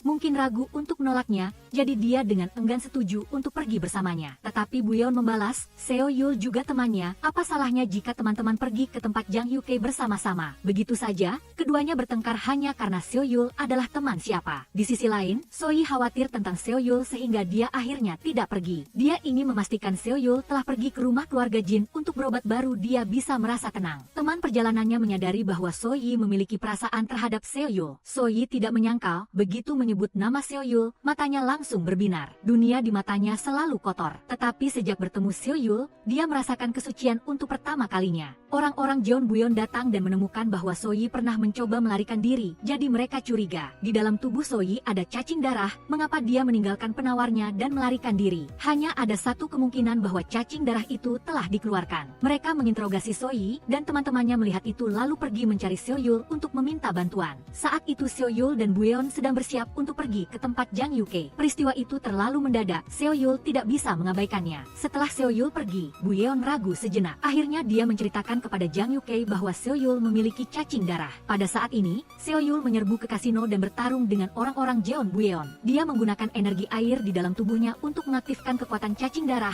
menyebabkan rasa sakit yang luar biasa. Musuh menyadari ada sesuatu yang tidak beres dan mengerti bahwa cacing darah telah berpindah dari Soyi ke Seo Yul. Soyi terluka parah tetapi masih berusaha keras untuk melaju dan menusuk lawan sekali. Soyi terlempar ke samping, terengah-engah. Seo Yul berlari ke sisi Soyi. Soyi memandangi wajah tampan Seo Yul, berpikir bahwa menghabiskan saat-saat terakhir hidupnya bersamanya adalah hal yang paling membahagiakan dalam hidupnya. Begitu saja, Soyi tersenyum puas lalu jatuh ke pelukan Seo Yul. Orang-orang Jeon Buyeon kembali menyerbu. Tepat ketika Seo Yul akan terkena pukulan fatal, Jang Hyuke muncul. Tubuh Seo Yul tidak tahan dan pingsan. Jang Hyuke menanyakan siapa pemimpin cacing darah itu. Pria itu mengaku terus terang. Cacing darah awalnya berada di dalam darah Soyi. Tidak tahu mengapa bisa berpindah ke Seo Yul. Orang di balik pelepasan cacing darah adalah Jin Mu. Seo Yul dibawa kembali ke Songrim. Cacing darah telah menyusup ke pembuluh energi purba di dalam tubuh. Selama Seo Yul belum mati, cacing darah tidak bisa dikeluarkan. Jika energi air digunakan, cacing darah di dalam tubuh akan menyebabkan rasa sakit yang hebat. Di Seolho tergantung sebuah lampu hidup mati milik Seo Yul. Jika Seo Yul meninggal, lampu akan padam. Pada saat itu ayah Seo Yul, Jenderal Seo, akan segera kembali untuk menyelidiki penyebab kematiannya. Jang Yuke yang berdiri di samping setelah mendengar kondisi kesehatan Seo Yul segera pergi. Dia ingin membalaskan dendam Seo Yul.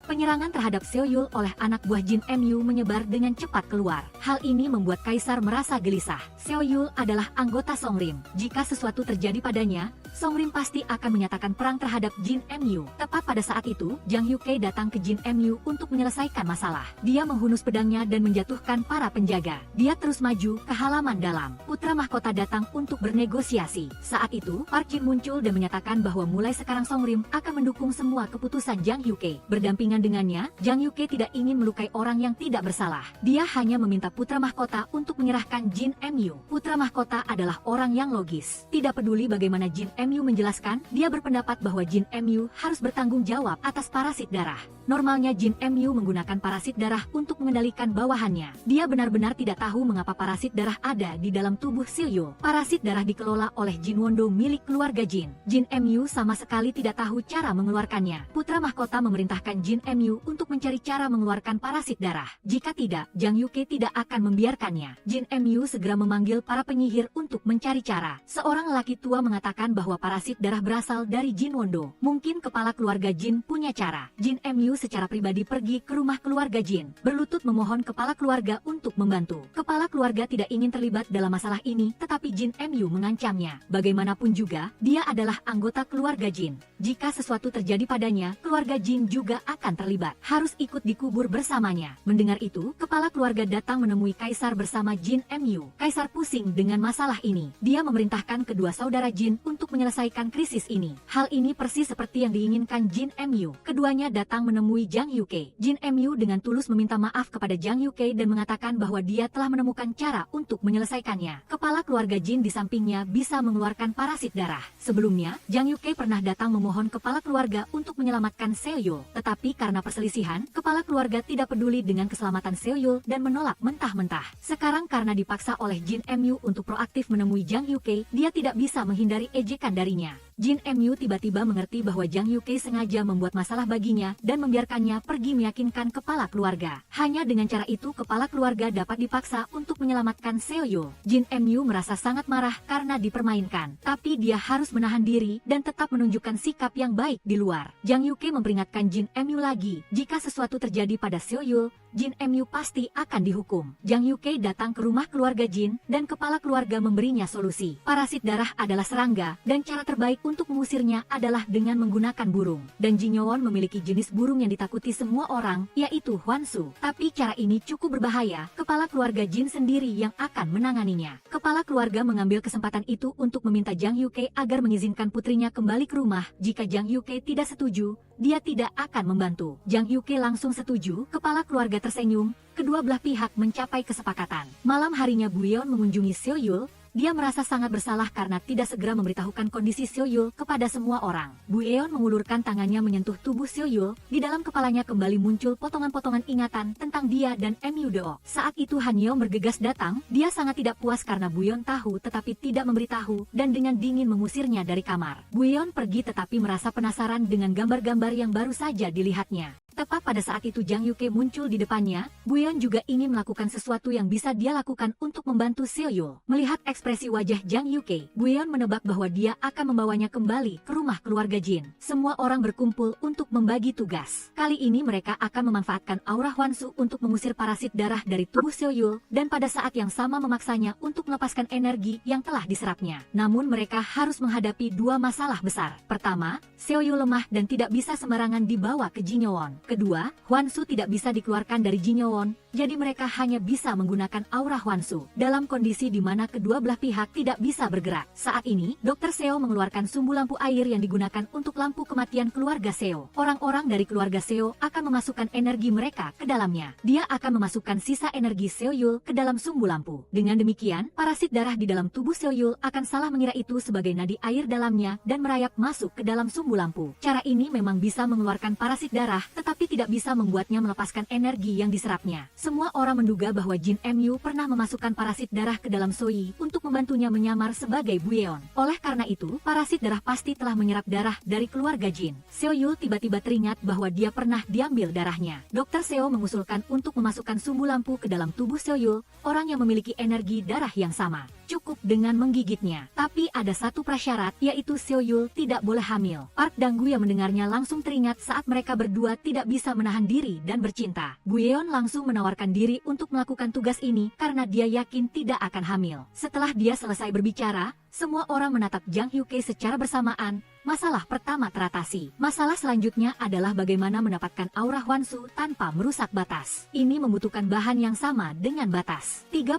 keping emas dapat digunakan untuk menciptakan aura dan memperluas batas. 30.000 keping emas bukanlah jumlah yang kecil. Hal ini membuat semua orang khawatir. Jang Yuke dengan tenang mengatakan bahwa dia memiliki cukup emas. Dia membawa semua orang ke tempat penyimpanan emas. Ternyata setiap kali dia menangkap orang yang kembali dari kematian, putra mahkota akan memberinya 1.000 keping emas. Setelah menabung sekian lama, akhirnya dia memiliki 30.000 keping. Masalah emas telah selesai, semua orang dibagi menjadi dua kelompok. Satu kelompok memindahkan emas ke batas Hwansu. Bu Eon menggigit sumbu lampu, dan dalam waktu yang ditentukan dia harus memusnahkan parasit darah dan membawa kembali aura Seo-yul. Di Jinyowon, putra mahkota sudah menunggu untuk memimpin Bu Eon masuk ke dalam batas Hwansu. Tidak lama kemudian, aura Hwansu meluap dan parasit darah dari sumbu lampu juga keluar. Putra mahkota mengambil parasit darah dan menghancurkannya, dan dengan penuh perhatian membalut luka Bu Eon. Parasit darah dihancurkan, Jang Yuke buru-buru menggendong Bu Eon keluar dari batas, sengaja tidak membantu putra mahkota. Dia menyuruhnya mencari jalan keluar sendiri, dan setelah selesai berbicara dia mengabaikan teriakan di belakangnya. Jang Yuke membawa Bu Eon kembali ke sisi Seo-yul. Tepat pada saat ini, Bu Eon berhasil membawa kembali aura Seo-yul ke dalam tubuhnya. Seo-yul juga diselamatkan. Setelah semuanya selesai, Jang Yuke membawa Bu Eon kembali ke Jinyowon seperti yang dijanjikan. Bu Eon sangat enggan tetapi harus mengucapkan selamat tinggal kepada Jang Yuke. Dia sengaja terlihat senang, mengatakan bahwa dia akan hidup dengan baik di rumah. Ibunya telah berjanji untuk tidak mengurungnya lagi agar Jang Yuke merasa tenang. Tapi Jang Yuke hanya menatapnya dengan dingin,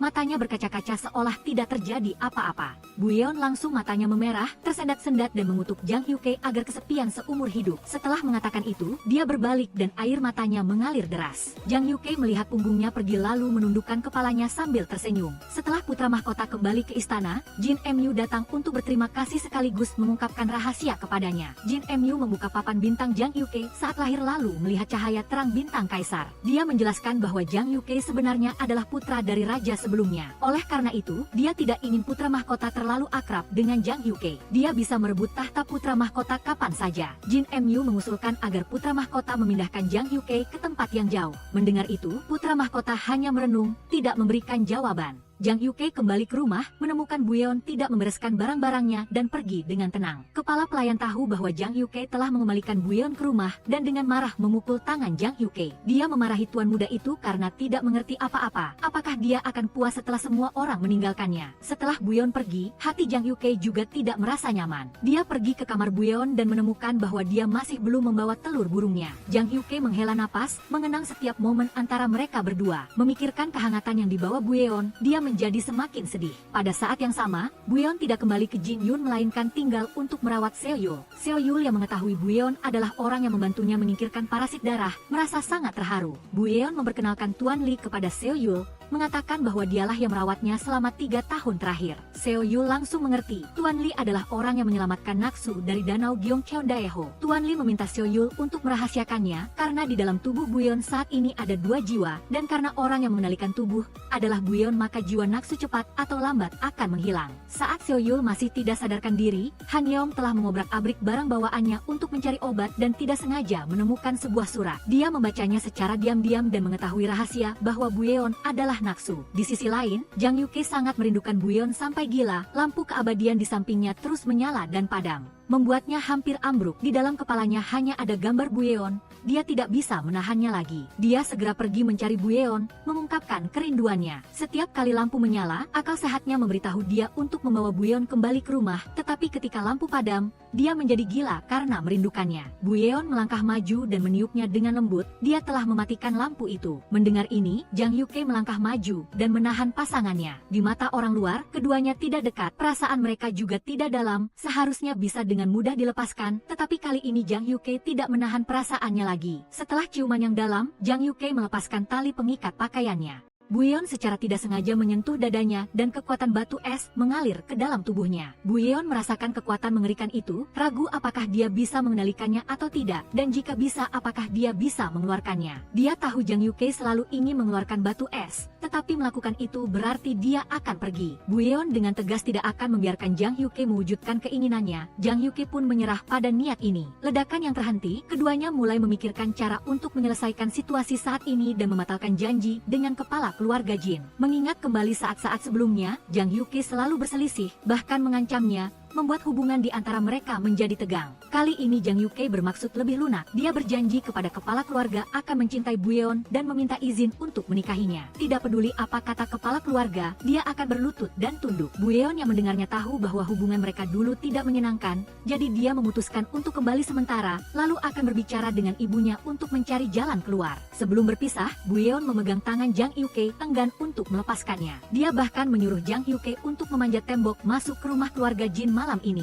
Mereka berdua akan diam-diam merobek perjanjian itu. Sampai di sini, Buyeon teringat saat pertama kali bertemu Jang Yuke. Dia sudah menentukan bahwa ini adalah calon suaminya di masa depan. Kalimat ini membuat Buyeon merasa akrab. Di dalam kepalanya terdengar suara Jang Yuke, "Aku langsung mengenali guruku." Keduanya seolah-olah mengingat kalimat yang sama. Mata mereka saling berpandangan dan mereka berdiri diam di tempat, tetapi itu sudah menjadi masa lalu. Buyeon hanya ingin hidup dengan baik di masa kini bersama orang yang dicintainya. Setelah Seo Yul sadar, dia langsung memutuskan untuk menemui kepala keluarga dan memintanya untuk membatalkan perjanjian. Buyeon yang tahu tentang hal itu datang untuk berterima kasih kepada Seo Yul dan berbagi kebahagiaannya karena akhirnya bersama Jang Yuke dengannya. Tetapi Seo Yul tidak memberikan restu kepada mereka. Dia hanya mengatakan dengan penuh makna bahwa mungkin keduanya akan membuat satu sama lain menderita. Seo Yul mengulangi janji kepada Jang Yuke, mengisyaratkan bahwa orang yang disukainya adalah Naksu. Kata-kata ini membuat Buyeon tiba-tiba teringat akan kenangan antara dirinya dan Seo Yul. Dia bertanya kepada Seo Yul apakah mereka pernah bertemu di danau Gyeongcheondaeho. Seo Yul tidak menjawab, hanya menyuruh Buyeon untuk mencari jawabannya sendiri. Dengan begitu dia akan mengerti mengapa dia berpikir Buyeon dan Jang Yuke akan tenggelam dalam penderitaan. Tetapi Buyeon hanya ingin berada di sisi Jang Yuke karena cinta dia rela melepaskan segalanya. Saat mereka berdua sedang mengobrol,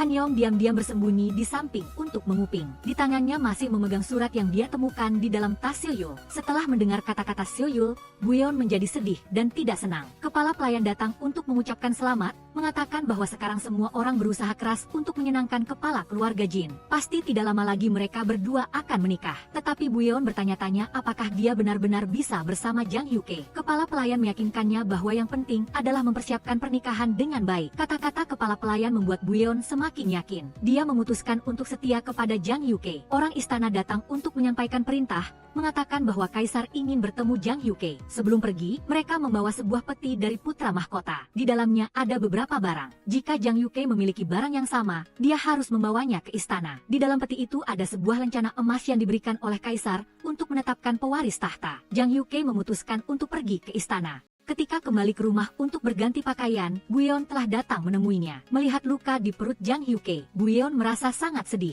Dia tidak ingin melihat lagi kenangan yang dimiliki oleh pemilik telur burung itu. Itu adalah kenangan orang lain, bukan miliknya. Jang Hyuke memeluk Buyeon, mengatakan dia akan segera kembali. Buyeon juga berjanji akan selalu berada di sisinya. Jang Hyuke pergi menemui putra mahkota. Di tangannya ada sebuah lencana emas, tetapi dia berpikir tidak perlu menggunakannya sehingga dia tidak membawanya. Putra mahkota langsung ke intinya, berharap Jang Hyuke pergi ke Buyeon. Jang Hyuke tidak menolak tetapi langsung setuju. Pada saat yang sama, Seo Yul pergi menemui kepala keluarga Jin. Berharap dia tidak lagi mengurung Naksu karena jiwa Naksu akan segera menghilang. Tubuh itu akan sepenuhnya dikendalikan oleh Buyeon. Seo Yul berharap di sisa waktu yang singkat, Naksu bisa berada di sisi orang yang dicintainya. Sementara itu, Han Yeom mengajak Buyeon keluar. Dia sengaja menyebutkan bahwa Naksu pernah menyerang Jang Hyuke. Setelah selesai berbicara, Han Yeom menuangkan air obat ke tubuh Buyeon, ingin memastikan apakah dia adalah orang yang kembali dari kematian atau bukan. Tapi di tubuh Buyeon tidak ada tanda biru. Saat keduanya sedang bergumul, air obat secara tidak sengaja mengenai mata Buyeon. Pada saat itu, dia tidak bisa membuka matanya. Pada saat yang sama, matanya telah berubah menjadi warna biru. Han Yeom hendak maju untuk memeriksa tetapi dihentikan oleh Seo Yul yang datang tepat waktu. Dia mendengar laporan dari bawahannya bahwa suratnya telah diambil oleh Han Yeom sehingga dia mengikuti petunjuk untuk sampai di tempat ini. Di dalam surat itu semua sudah tertulis dengan jelas. Awalnya Seo Yul berencana setelah dia dan Naksu jatuh dari dunia ini, dia akan membiarkan semua orang membaca surat itu untuk memahami semuanya. Buyeon matanya terbuka karena obat. Seo Yul menyuruhnya pergi untuk mencucinya, sementara dia sendiri tetap tinggal untuk berbicara dengan Han Yeom. Jiwa Naksu akan segera menghilang. Tidak perlu lagi terus merusak hubungan antara Buyeon dan Jang Hyuke. Buyeon pergi ke tepi air, melihat bayangannya yang terpantul di permukaan air. Matanya telah berubah menjadi warna biru. Tepat pada saat itu, Buyeon mulai mengingat kembali adegan di mana dia melakukan sihir pemindah jiwa pada Myudo. Kenangan masa lalu muncul satu persatu. Dia membawa telur burung sendirian ke Jang Hyuke. Melihat pohon tua yang akrab, adegan lama antara Myudo dan Jang Hyuke muncul satu persatu. Buyeon akhirnya menyadari bahwa dia adalah Naksu, guru Jang Hyuke, pemilik telur burung itu. Setelah ingatan Naksu bangkit, dia bertemu dengan Buyeon, pemilik asli tubuh itu. Buyeon memberitahunya bahwa kekuatan doanya secara bertahap pulih, sementara jiwa Naksu akan segera lenyap. Setelah ingatannya pulih, Buyeon berdiri tertegun di depan pintu Jinyeon. Air mata tak tertahankan mengalir, Jang Hyuke mencari kemana-mana dan akhirnya menemukannya. Tak disangka Buyeon malah mengatakan bahwa dia sudah mengingat semuanya. Dia mengingat seorang pria yang pernah sangat dia cintai, jadi dia tidak bisa kembali bersama Jang Hyuke dan berencana kembali ke rumah keluarga Jin. Jang Hyuke merasa bingung dan tidak mengerti, mengatakan bahwa dia tidak peduli dengan masa lalunya. Cukup jika mereka berdua masih saling mencintai, tetapi Buyeon berpikir bahwa dia pernah menyakiti Jang Hyuke terlalu dalam. Meskipun di dalam hatinya dia sangat mencintainya, dia tidak berani menerimanya kembali. Jang Hyuke melihat Buyeon begitu menderita sehingga dia hanya bisa melepaskannya. Buyeon kembali ke rumah keluarga Jin. Jang Hyuke pergi ke istana sesuai perintah. Kaisar memberinya gelar jenderal besar. Ditugaskan untuk menjaga Buyeon, Jin Mu terlihat puas karena ancaman terbesar akhirnya disingkirkan. Tidak lama lagi Jang Hyuke harus berangkat tetapi di dalam hatinya dia masih memikirkan Buyeon. Dia cemburu karena tidak tahu siapa pria yang sangat dicintai Buyeon yang bisa membuatnya langsung meninggalkannya. Semakin Jang Hyuke memikirkannya semakin marah, tetapi dia tetap tidak bisa menahan kerinduannya. Dia segera pergi ke rumah keluarga Jin mencari Buyeon, tetapi dia menolak untuk menemuinya. Buyeon berdiri dari jauh mengantarnya pergi. Setelah itu kembali ke ruangan rahasia dan menemukan Jang Hyuke sudah masuk secara diam-diam. Begitu bertemu, Jang Hyuke dengan gila-gilaan mengungkapkan kerinduannya. Dia sudah tenggelam dalam cinta dan kehilangan akal sehatnya. Meskipun Buyeon tidak membalas, dia akan menunggu sampai dia berubah pikiran. Setelah mengatakan itu, dia berbalik dan pergi. Mendengar kata-kata itu, Buyeon menangis terseduh-seduh. Keesokan harinya, Jang Hyuke berangkat ke Buyeon. Semua orang keluar untuk mengantarnya. Seo Yul tahu Buyeon tidak ikut. Wajahnya menunjukkan dilema. Dia tidak tahu apakah harus mengatakan yang sebenarnya atau tidak. Ternyata sebelumnya, Seoyul pernah datang menemui Tuan Li dan berniat untuk mengungkapkan kebenarannya tetapi dihentikan olehnya. Ternyata Jang Yuke memiliki kemampuan untuk mengubah energi spiritual. Dia bisa menggunakan sihir terlarang untuk menghilangkan jiwa Buyeon agar jiwa nafsu yang lemah bisa sepenuhnya menguasai tubuhnya. Tetapi melakukan sihir terlarang adalah hal yang dilarang. Jika Jang Yuke memiliki kemampuan untuk menyelamatkan orang yang dicintainya tetapi tidak bisa melakukannya, dia pasti akan semakin menderita. Setelah Jang Yuke pergi, Jin Mu dan putra mahkota mulai mempersiapkan upacara ritual Gyeongcheon Daebo. Rakyat di luar kota mulai ramai membicarakannya. Danau Gyeongcheon Daeho akan mengering karena mereka menemukan sisa-sisa Hwansu di tepi danau yang dibuang oleh anak buah Jin Mu. Anak buahnya datang meminta maaf, mengatakan bahwa akhir-akhir ini rumor semakin banyak. Songri menjaga ketat, sulit untuk membawa sisa-sisa dari gunung berapi. Jin Mu tidak khawatir, segera mencari putra mahkota untuk meminta bantuan dan berjanji akan membantunya mendapatkan kemampuan seperti Jang Yuke. Putra mahkota langsung setuju dan memberikan dukungan penuh, menciptakan kondisi yang menguntungkan baginya. Setelah sisa-sisa pendukung ditempatkan, Jin Mu mulai merencanakan untuk mengambil Hwansu yang asli. Dia segera pergi ke rumah keluarga Jin, dengan alasan kekuatan Dewa Buyeon belum pulih, dia mengusulkan untuk memilih dewi dari klan lain untuk menggantikan Buyeon melakukan tarian ritual di upacara tahun ini. Niatnya adalah untuk menyerang kepala keluarga. Karena selama bertahun-tahun, ritual ini selalu dilakukan oleh dewi keluarga Jin, dan sekarang digantikan oleh orang lain. Benar saja, hal ini membuat kepala keluarga Jin marah, dan dia menyatakan menolak untuk menyediakan alat sihir apapun untuk upacara. Akibatnya, keluarga Jin secara langsung menyinggung dua pihak penyelenggara yaitu Ma Yang Hoe dan keluarga kerajaan. Rencana Jin Mu berhasil. Mengambil kesempatan ini, Jin Mu bersekongkol dengan putra mahkota untuk memaksa kepala keluarga menyerahkan lencana otoritas. Harta Jinyeon memiliki hak untuk menolak setiap perintah eksekusi. Putra mahkota beralasan bahwa kepala keluarga sengaja membiarkan Jang Yuke menyentuh batas Hwansu untuk mencabut hak kepemilikan lencana otoritas. Kepala keluarga sangat marah, mengira putra mahkota adalah teman Jang Yuke, tidak menyangka dia akan bermain curang di belakangnya. Tepat pada saat itu, Buyeon membawa lencana otoritas. Setelah ingatan Naksu bangkit, dia tahu bahwa Jin Mu lah yang mengendalikannya untuk melakukan pembantaian di masa lalu. Jadi ketika lencana otoritas akan disita, kepala keluarga hendak berlutut memohon tetapi dihentikan oleh Buyeon. Dia ingin membuktikan bahwa dia cukup mampu untuk melindungi lencana otoritas karena kekuatan doanya telah kembali. Jin Mu memutuskan untuk mengujinya. Dia melempar lencana otoritas ke Pulau Iblis, tempat di mana orang-orang yang menggunakan sihir hitam di penjara. Jika Buyeon dapat membawa lencana otoritas kembali dengan aman dalam waktu 1 hari, dia akan mengakui kemampuannya. Buyeon tidak ragu-ragu dan melangkah masuk ke dalam batas. Pulau Iblis penuh dengan kertas roh sihir jahat yang jahat. Buyeon mencari kemana-mana lalu tidak sengaja terpeleset. Dia menemukan di depannya ada sebuah kerangka yang dadanya memancarkan cahaya hijau. Ketika hendak mendekat, dia dihalangi oleh roh jahat. Buyeon buru-buru melarikan diri. Saat itu telur burung di tubuhnya tiba-tiba bersinar. Tepat ketika roh jahat hampir menangkapnya, seseorang misterius muncul dan memusnahkan roh jahat itu. Itu adalah Jang Yuke. Jang Yuke belum sempat memarahi, dia sudah melihat kilatan biru di mata Jin Buyeon. Dia langsung bertanya siapa sebenarnya Jin Buyeon. Tepat pada saat itu, putra mahkota juga muncul. Jang Yuke buru-buru menutupi mata Jin Buyeon agar tanda biru itu tidak terlihat. Jin Buyeon menemukan sebuah es batu berwarna biru di dalam kerangka di Pulau Ma. Kekuatan es batu ini hampir habis. Berbeda dengan milik Jang Yuke saat kedua orang itu tiba-tiba muncul. Jin Buyeon bertanya-tanya mengapa mereka datang bersama ke Pulau Ma. Menilai dari situasi, Jang Yuke telah dikirim ke Jin Buyeon. Sementara itu, putra mahkota bersekutu dengan Jin Mu. Namun kenyataannya adalah Jang Yuke tidak pernah pergi. Putra mahkota juga tidak pernah benar-benar bersekutu dengan Jin Mu.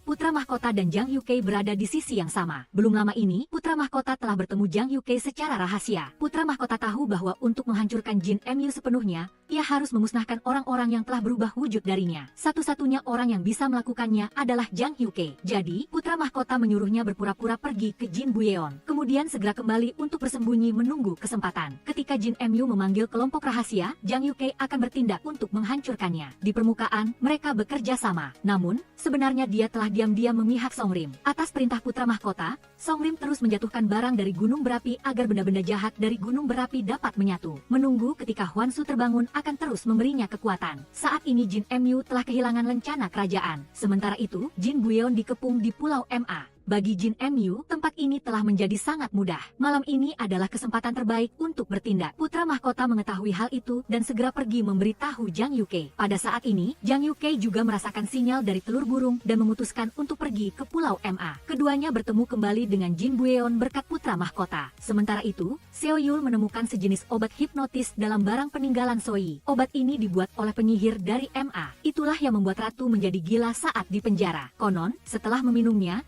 seseorang akan mendengar suara bel lalu menjadi gila. Seo Yul masuk dan bertanya kepada ratu apakah dia mendengar suara bel setelah meminum obat itu. Ratu tidak ingin mengingat kenangan menyakitkan. Namun, ironisnya, meskipun dia sendiri pernah dirugikan oleh sihir Hoan Hon, dia tidak ingin melarangnya sepenuhnya. Karena keberadaannya dapat membuat orang-orang terkemuka hidup selamanya dan mempertahankan hak istimewa mereka. Ratu berpikir Park Jin akan setuju. Tetapi Park Jin mengatakan bahwa manusia harus mengikuti hukum alam. Jika yang kuat tidak pernah hancur, tatanan dunia pasti akan kacau. Menggabungkan semua petunjuk, Seo Yul dan Park Jin menduga bahwa Choyong pernah meminum obat itu dan dikendalikan oleh Jin Mu, menyebabkan tragedi di masa lalu yang menyakiti Jang Yuke. Pada saat ini di Pulau Ma, putra mahkota pergi lebih dulu dan hanya menyisakan Jang Yuke dan Jin Bueon. Jang Yuke mengenang semua kejadian, berpikir bahwa Jin Bueon memiliki jiwa orang lain di dalam dirinya. Pasti Guru Li tahu, tetapi dia selalu menyembunyikannya untuknya. Kecuali jika identitas jiwa itu sangat istimewa, semakin Jang Yuke berpikir, semakin dia menyadari bahwa Jin Bueon pernah mengucapkan banyak kata yang persis sama dengan Mu.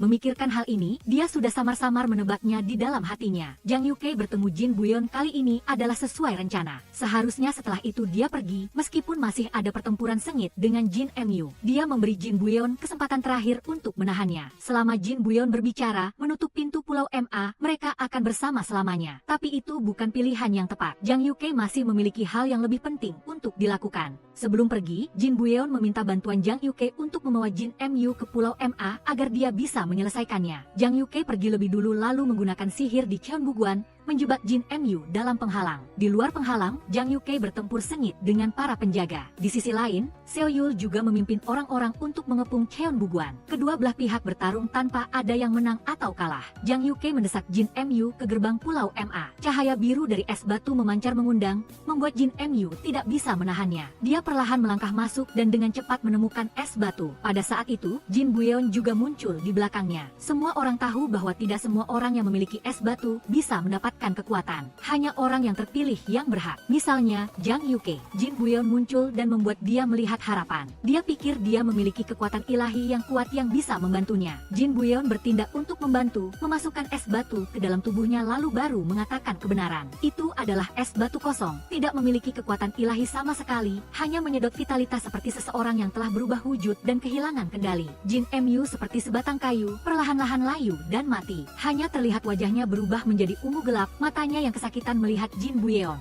Hanya pengakuan identitasnya sebagai Choyong yang membuat dia menyadari kebenaran. Setelah mengakhiri Jin Mu, Jin Bueon tinggal sendirian di Pulau Ma. Misi selesai, tetapi hatinya terasa sangat hampa. Dia tidak tahu harus pergi kemana. Saat ini, kura-kura di sampingnya diam-diam berenang menuju lautan seolah-olah sedang menuntun jalannya. Tidak lama kemudian, lencana kerajaan muncul. Berkat itu, Jin Bueon berhasil menemukan lencana kerajaan dan jatuh dari Pulau Ma. Seo Yul sudah menunggu di luar. Di mata Seo Yul, orang di depannya bukan lagi Jin Bueon tetapi Choyong. Seo Yul menunggu di sana untuk memberitahunya bahwa tragedi 3 tahun lalu bukanlah kesalahannya. Semuanya adalah konspirasi Jin Mu, yang dimanipulasi adalah orang yang telah berubah wujud. Dan Choyong saat itu adalah korban manipulasi itu. Seo Yul berharap dia tidak lagi menyalahkan dirinya sendiri. Tetapi beban rasa bersalah di hati Choyong tidak berkurang sedikit pun. Setelah Jang Yuke memusnahkan semua orang yang telah berubah wujud, Park Jin segera pergi untuk melaporkan kepada Kaisar. Tak disangka, Kaisar sama sekali tidak berterima kasih. Sebaliknya, dia menjadi curiga. Jin Mu sudah tiada. Songri mengendalikan kekuatan ilahi Jang Yuke. Apakah mereka masih akan menghormati keluarga kekaisaran dan Man Hyang Hoe? Karena itu, dia memutuskan untuk memanggil Man Hyang Hoe, membahas cara menangani es batu di dalam tubuh Jang Yuke. Jang Yuke telah menggunakan kekuatan es batu sehingga seluruh tubuhnya tenggelam dalam dingin. Jiwa-jiwa jahat mulai mengganggu lagi. Mengetahui bahwa karena dirinya, Songrim jatuh ke dalam kesulitan. Jadi dia memutuskan untuk melanjutkan rencana awal, pergi ke Jin Bueon untuk menjauh dari masalah. Seo Yul berpikir sangat lama. Akhirnya dia memutuskan untuk memberitahu Jang Yuke bahwa ingatan Choyong akan pulih sepenuhnya. Mendengar itu, hati Jang Yuke terharu. Dia selalu berpura-pura tidak mengenali Choyong, tetapi sebenarnya dia sudah tahu sejak lama. Karena begitu dia mengenalinya, itu juga berarti dia harus mengayunkan pedang untuk mengakhirinya. Lebih baik tidak mengenalinya. Lagi pula, mereka memang tidak bisa bersama. Jin Buyeon membawa lencana kerajaan dan muncul di Manhyanghoe, membuktikan dirinya sebagai putri sulung keluarga Jin. Dia memiliki kekuatan ilahi yang cukup untuk melindungi Jin Yuan. Pada saat yang sama, dia juga menyatakan bahwa Jin Mu telah dipenjara di Pulau Iblis. Di dalam tubuhnya juga tertancap es batu. Dia akan perlahan-lahan mengering dan mati. Masalah utama pertemuan ini adalah untuk membahas es batu di dalam tubuh Jang Yuke. Melihat kekuatan ilahi Jin Buyeon yang kuat, semua orang percaya bahwa dia bisa mengeluarkan es batu itu. Pendapat itu ditentang keras oleh Songrim dan putra mahkota. Karena jika es batu itu diambil, Jang Yuke akan mati. Tetapi selain mereka, semua orang setuju dengan keputusan ini. Orang yang telah berubah wujud telah dimusnahkan sepenuhnya. Jang Yuke tidak perlu lagi menyimpan kekuatan itu. Tepat pada saat itu, Jin Buyeon berbicara. Sebenarnya, orang yang telah berubah wujud belum dimusnahkan sepenuhnya. Jang Yuke sengaja melepaskan satu orang dan berpura-pura tidak tahu. Tidak lama kemudian, Jang Yuke juga muncul. Semua orang ramai bertanya apakah perkataan Jin Buyeon benar. Jang Yuke tentu tahu bahwa orang yang telah berubah wujud itu adalah Jin Buyeon sendiri. Hatinya sangat sakit. Jang Yuke berjanji kepada semua orang. Dia akan mencari sendiri orang yang telah berubah wujud itu dan mengubahnya menjadi abu dengan tangannya sendiri. Melaksanakan tanggung jawab yang harus dia pikul. Mengetahui bahwa Jin Mu akan segera meninggal, Ratu tiba-tiba menjadi gila. Apakah dia akan selamanya harus berada di tubuh ini? Dia dan pamannya pergi ke Pulau Ma, mencari tempat Jin Mu yang sedang sekarat. Keduanya bertanya tentang tempat menyembunyikan kota pencari jiwa dan cara melakukan sihir Hoan Hon. Jin Mu tersenyum jahat. Dulu ketika dia membantu Ratu bertukar jiwa, dia telah menaruh kota pencari jiwa di tubuhnya. Hanya saja Ratu telah melupakannya. Selesai berbicara, dia mengarahkan ke dada Ratu dan mengeluarkan kotak pencari jiwa. Ratu jatuh, Jin Mu menggunakan kotak itu untuk melakukan sihir Hoan Hon, mengambil alih tubuh paman. Tidak lama kemudian, Jin Mu dalam tubuh pamannya muncul di hadapan Kaisar, lalu menyatakan identitasnya. Kaisar sangat gembira, Jin Mu telah mendapatkan es batu. Sesuai kesepakatan sebelumnya, mereka akan bersama-sama memiliki kekuatan es batu agar yang kuat semakin kuat menuju keabadian. Setelah berbicara, orang-orang yang berpihak pada Kaisar dan Jin Mu semuanya menampakkan diri. Ternyata di Manhyanghoe, kecuali Songrim dan putra mahkota, semuanya adalah orang yang sama. Jin Buyeon pergi ke pohon besar di Jang Yuke, menggunakan telur burung untuk memanggil Jang Yuke. Jang Yuke memeluk Jin Buyeon, mengucapkan satu panggilan yang sudah lama tidak berani diucapkannya. Keduanya berpelukan erat, lalu berciuman dengan penuh gairah. Di Jang Yuke, keduanya seperti sepasang kekasih biasa, menghabiskan waktu singkat bersama. Setelah itu mereka pergi menemui Guru Li. Ternyata setelah pertemuan Manhyanghoe hari itu, Guru Li lah yang membawa Jin Buyeon ke tempat ini. Dia berpikir bahwa Jang Yuke dan Choyong telah mencapai tahap ini, dia juga memiliki bagian dari tanggung jawab sehingga dia ingin melakukan segalanya untuk mengakhiri kisah cinta ini dengan sempurna. Keduanya dengan cemas menunggu petunjuk selanjutnya dari Guru Li. Tak disangka, dia menyuruh mereka melakukan satu hal, yaitu mengadakan pernikahan. Guru Li menjadi tuan rumah, satu persatu memanggil nama mereka. Jin Buyeon memilih untuk menggunakan nama aslinya Choyong, yang berarti cahaya, Nak berarti bayangan, cahaya dan bayangan. Mungkin dari awal sudah takdir, setelah minum arak pernikahan, keduanya resmi menjadi suami istri. Masa lalu kembali seperti film yang diputar lambat, di dalam hati mereka ada banyak perasaan campur aduk. Setelah kegembiraan pernikahan adalah kesedihan yang tak terucapkan.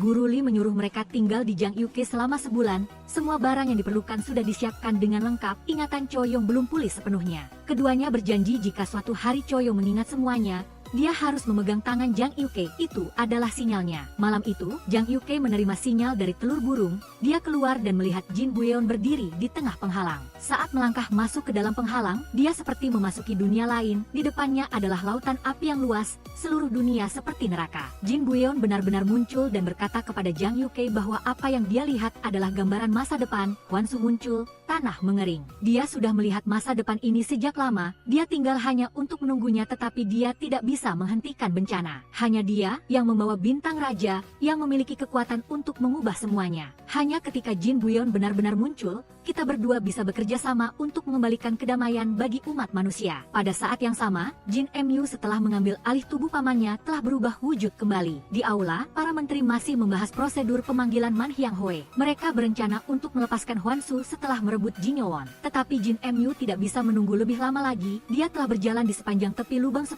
menyerap kelembapan dari seorang kasim internal untuk kembali ke keadaan normal. Dia menyatakan bahwa dia akan segera pergi ke Jinyeon untuk merebut Hwanshu. Putra mahkota mendengar keributan di aula dan masih bertanya-tanya mengapa ada orang yang telah berubah wujud. Namun, Jin Mu sudah muncul di hadapannya, mengumumkan identitasnya sendiri. Dia mengatakan kepada putra mahkota bahwa dia telah bersekutu dengan kaisar. Kaisar memutuskan untuk mencabut lencana emas putra mahkota. Mulai sekarang, dia bukan lagi pewaris tahta. Sebelum masalah besar diputuskan, putra mahkota akan ditahan di tempat. Setelah berbicara, Jin Mu memimpin orang-orang untuk membobol rumah keluarga Jin. Tetapi dihalangi oleh kepala keluarga, dia tidak peduli dengan hubungan darah. Dia langsung bertindak, mengancam akan menyedot habis kelembapan tubuhnya untuk memaksa Choyeon membuka gerbang Jinyeon. Choyeon terpaksa menurutinya. Jin Mu menyerbu ke Jinyeon. Akhirnya dia melihat telur burung api yang telah dia dambakan sejak lama. Dia mengambil telur itu dan pergi, tanpa telur burung api yang menekan. Jinyeon mulai runtuh, kepala keluarga tidak peduli dengan luka-lukanya. Segera menyuruh Choyeon ke Songrim untuk meminta bantuan. Kepala pelayan kebetulan juga berada di rumah keluarga Jin. Kepala keluarga menyuruhnya membawanya kembali ke Jinyeon. Jika tempat ini runtuh, semua energi jahat di dalamnya akan meluap. Dia harus kembali menggunakan kekuatan ilahi untuk menekan.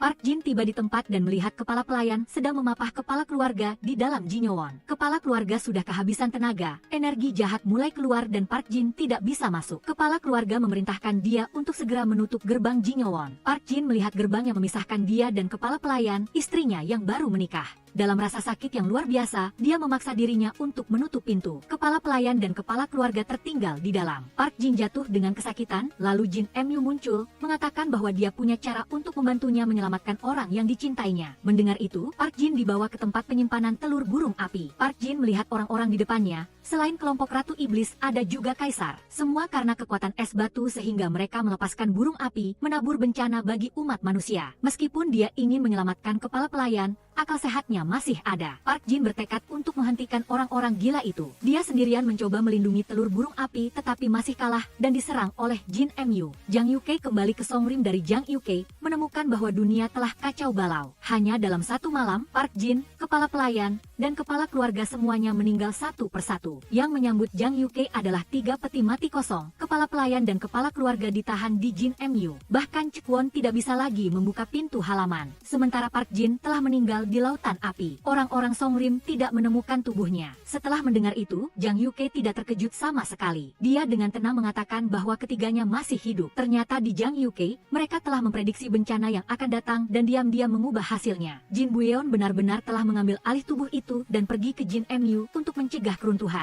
Sementara itu, Guru Li berhasil menyelamatkan Park Jin dari tempat Hwanshu. Sekarang ketiganya telah diselamatkan. Jang Yuke berkata bahwa ini berarti kekuatan ilahi Jin Buyeon telah pulih sepenuhnya. Dia benar-benar telah menjadi Jin Buyeon. Jiwa Choyong di dalam tubuhnya telah pergi. Di wajah Jang Yuke ada ekspresi tenang setelah badai. Seolah-olah dia telah terbebas dari penderitaan. Selama hari-hari di Jang Yuke, Choyong telah sepenuhnya memulihkan ingatannya. Di dalamnya ada adegan di mana dia pernah menyerang Jang Yuke. Dia dengan lembut memegang tangan Jang Yuke dan mengirimkan sinyal terakhir. Ingatan itu membuat Choyong merasa bahwa mereka seharusnya tidak pernah bertemu. Tetapi Jang Yuke dengan tegas mengatakan bahwa mereka bukanlah takdir yang panas tetapi takdir. Choyong membisikkan satu kalimat "aku mencintaimu" lalu terseduh-seduh dalam pelukan Jang Yuke. Jang Yuke memeluknya, air mata terus mengalir. Malam ini Kaisar dan Jin Mu mengadakan upacara ritual seperti yang direncanakan untuk memanggil Hwanshu. Bahkan Kaisar mengirim pasukan untuk melindungi Jaehyun Buwon. Putra mahkota dan Jang Yuke mengetahui hal ini tetapi tidak bisa berbuat apa-apa. Lencana emas putra mahkota telah dicabut sehingga tidak bisa memimpin pasukan. Tak disangka, Jang Yuke mengeluarkan lencana emasnya. Benda suci yang diturunkan oleh raja terdahulu kepada bintang raja. Benda ini sangat berharga. Dia menyerahkannya kepada putra mahkota. Pada saat inilah putra mahkota menyadari bahwa Jang Yuke sebenarnya tidak memiliki niat untuk bersaing memperebutkan tahta. Bagi Jang Yuke, hal yang paling mulia di dunia ini bukanlah tahta, melainkan orang yang dicintainya. Setelah itu, Jang Yuke menjelaskan rencananya kepada semua orang. Hwanshu sangat berbahaya. Jika ceroboh saat memanggilnya, sekitarnya akan menjadi abu, seluruh Daeho akan tenggelam dalam lautan api. Jadi, daripada pasif, lebih baik memanggilnya secara proaktif terlebih dahulu. Jang Yuke akan menggunakan kelembapan yang padat untuk menyegel Hwanshu yang penuh asap dan api lalu menghancurkannya. Untuk melaksanakan rencana itu, Hwanshu harus dibangunkan. Putra mahkota setelah menerima lencana emas segera memimpin pasukan, menolak perintah Kaisar. Dia datang di depan Kaisar, mengangkat lencana emas bintang raja, menasihati Kaisar untuk tidak keras kepala lagi. Sudah waktunya dia turun tahta. Saat ini, Cheon Buguan sangat kacau. Seo Hyun membuka jalan bagi Jin Buyeon untuk masuk, membawanya ke dalam Cheon Buguan. Sementara itu, Choyeon menghancurkan energi jahat pada kendi air. Upacara ritual langit agung dimulai. Jin Mu dan para penyihir Man Yang Hoe sedang bersiap untuk membuka penghalang Hwanshu. Api berkobar dengan hebat, membuat Jin Mu merasa tidak tenang. Dia menoleh, ternyata Jang Yuke telah datang. Jang Yuke menggunakan sihir, membuat api menyelimuti semuanya. Jin Mu juga pergi selamanya. Dia tertawa bangga dalam lautan api. Sungguh, dalam dunia di mana yang kuat memangsa yang lemah ini, yang lemah hanya punya satu jalan, yaitu mati. Ketika api padam, para penyihir semuanya berubah menjadi abu.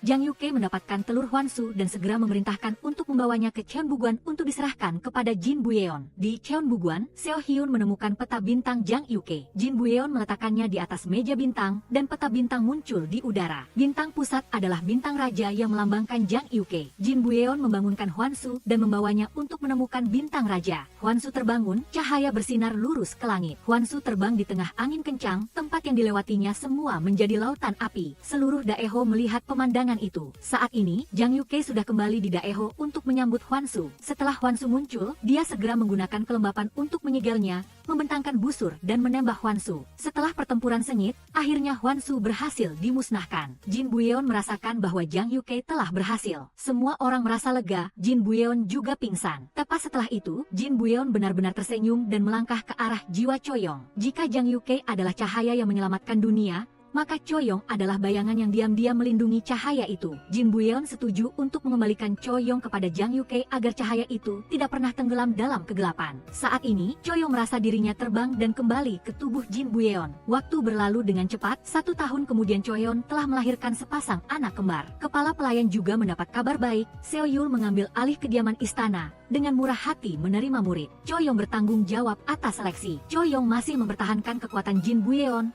bisa melihat kelembapan. Dengan mata telanjang juga bisa mengenali orang dengan bakat kuat. Tidak hanya itu, Choyong juga membantu putra mahkota melihat peruntungan untuk memilih permaisuri. Putra mahkota sekarang telah naik tahta, tetapi karena dia dekat dengan Guru Li, orang-orang mengatakan bahwa dia telah menjadi muridnya. Sementara itu, Jang Yuke dan Choyong, mereka berkelana ke 4 penjuru, mencari energi jahat yang telah lolos dari istana. Orang-orang mengatakan bahwa setiap malam di pohon Jang Yuke selalu ada 2 bayangan, yaitu Jang Yuke dan Choyong. Satu orang adalah cahaya yang menyelamatkan dunia, satu orang adalah bayangan yang diam-diam melindungi cahaya itu.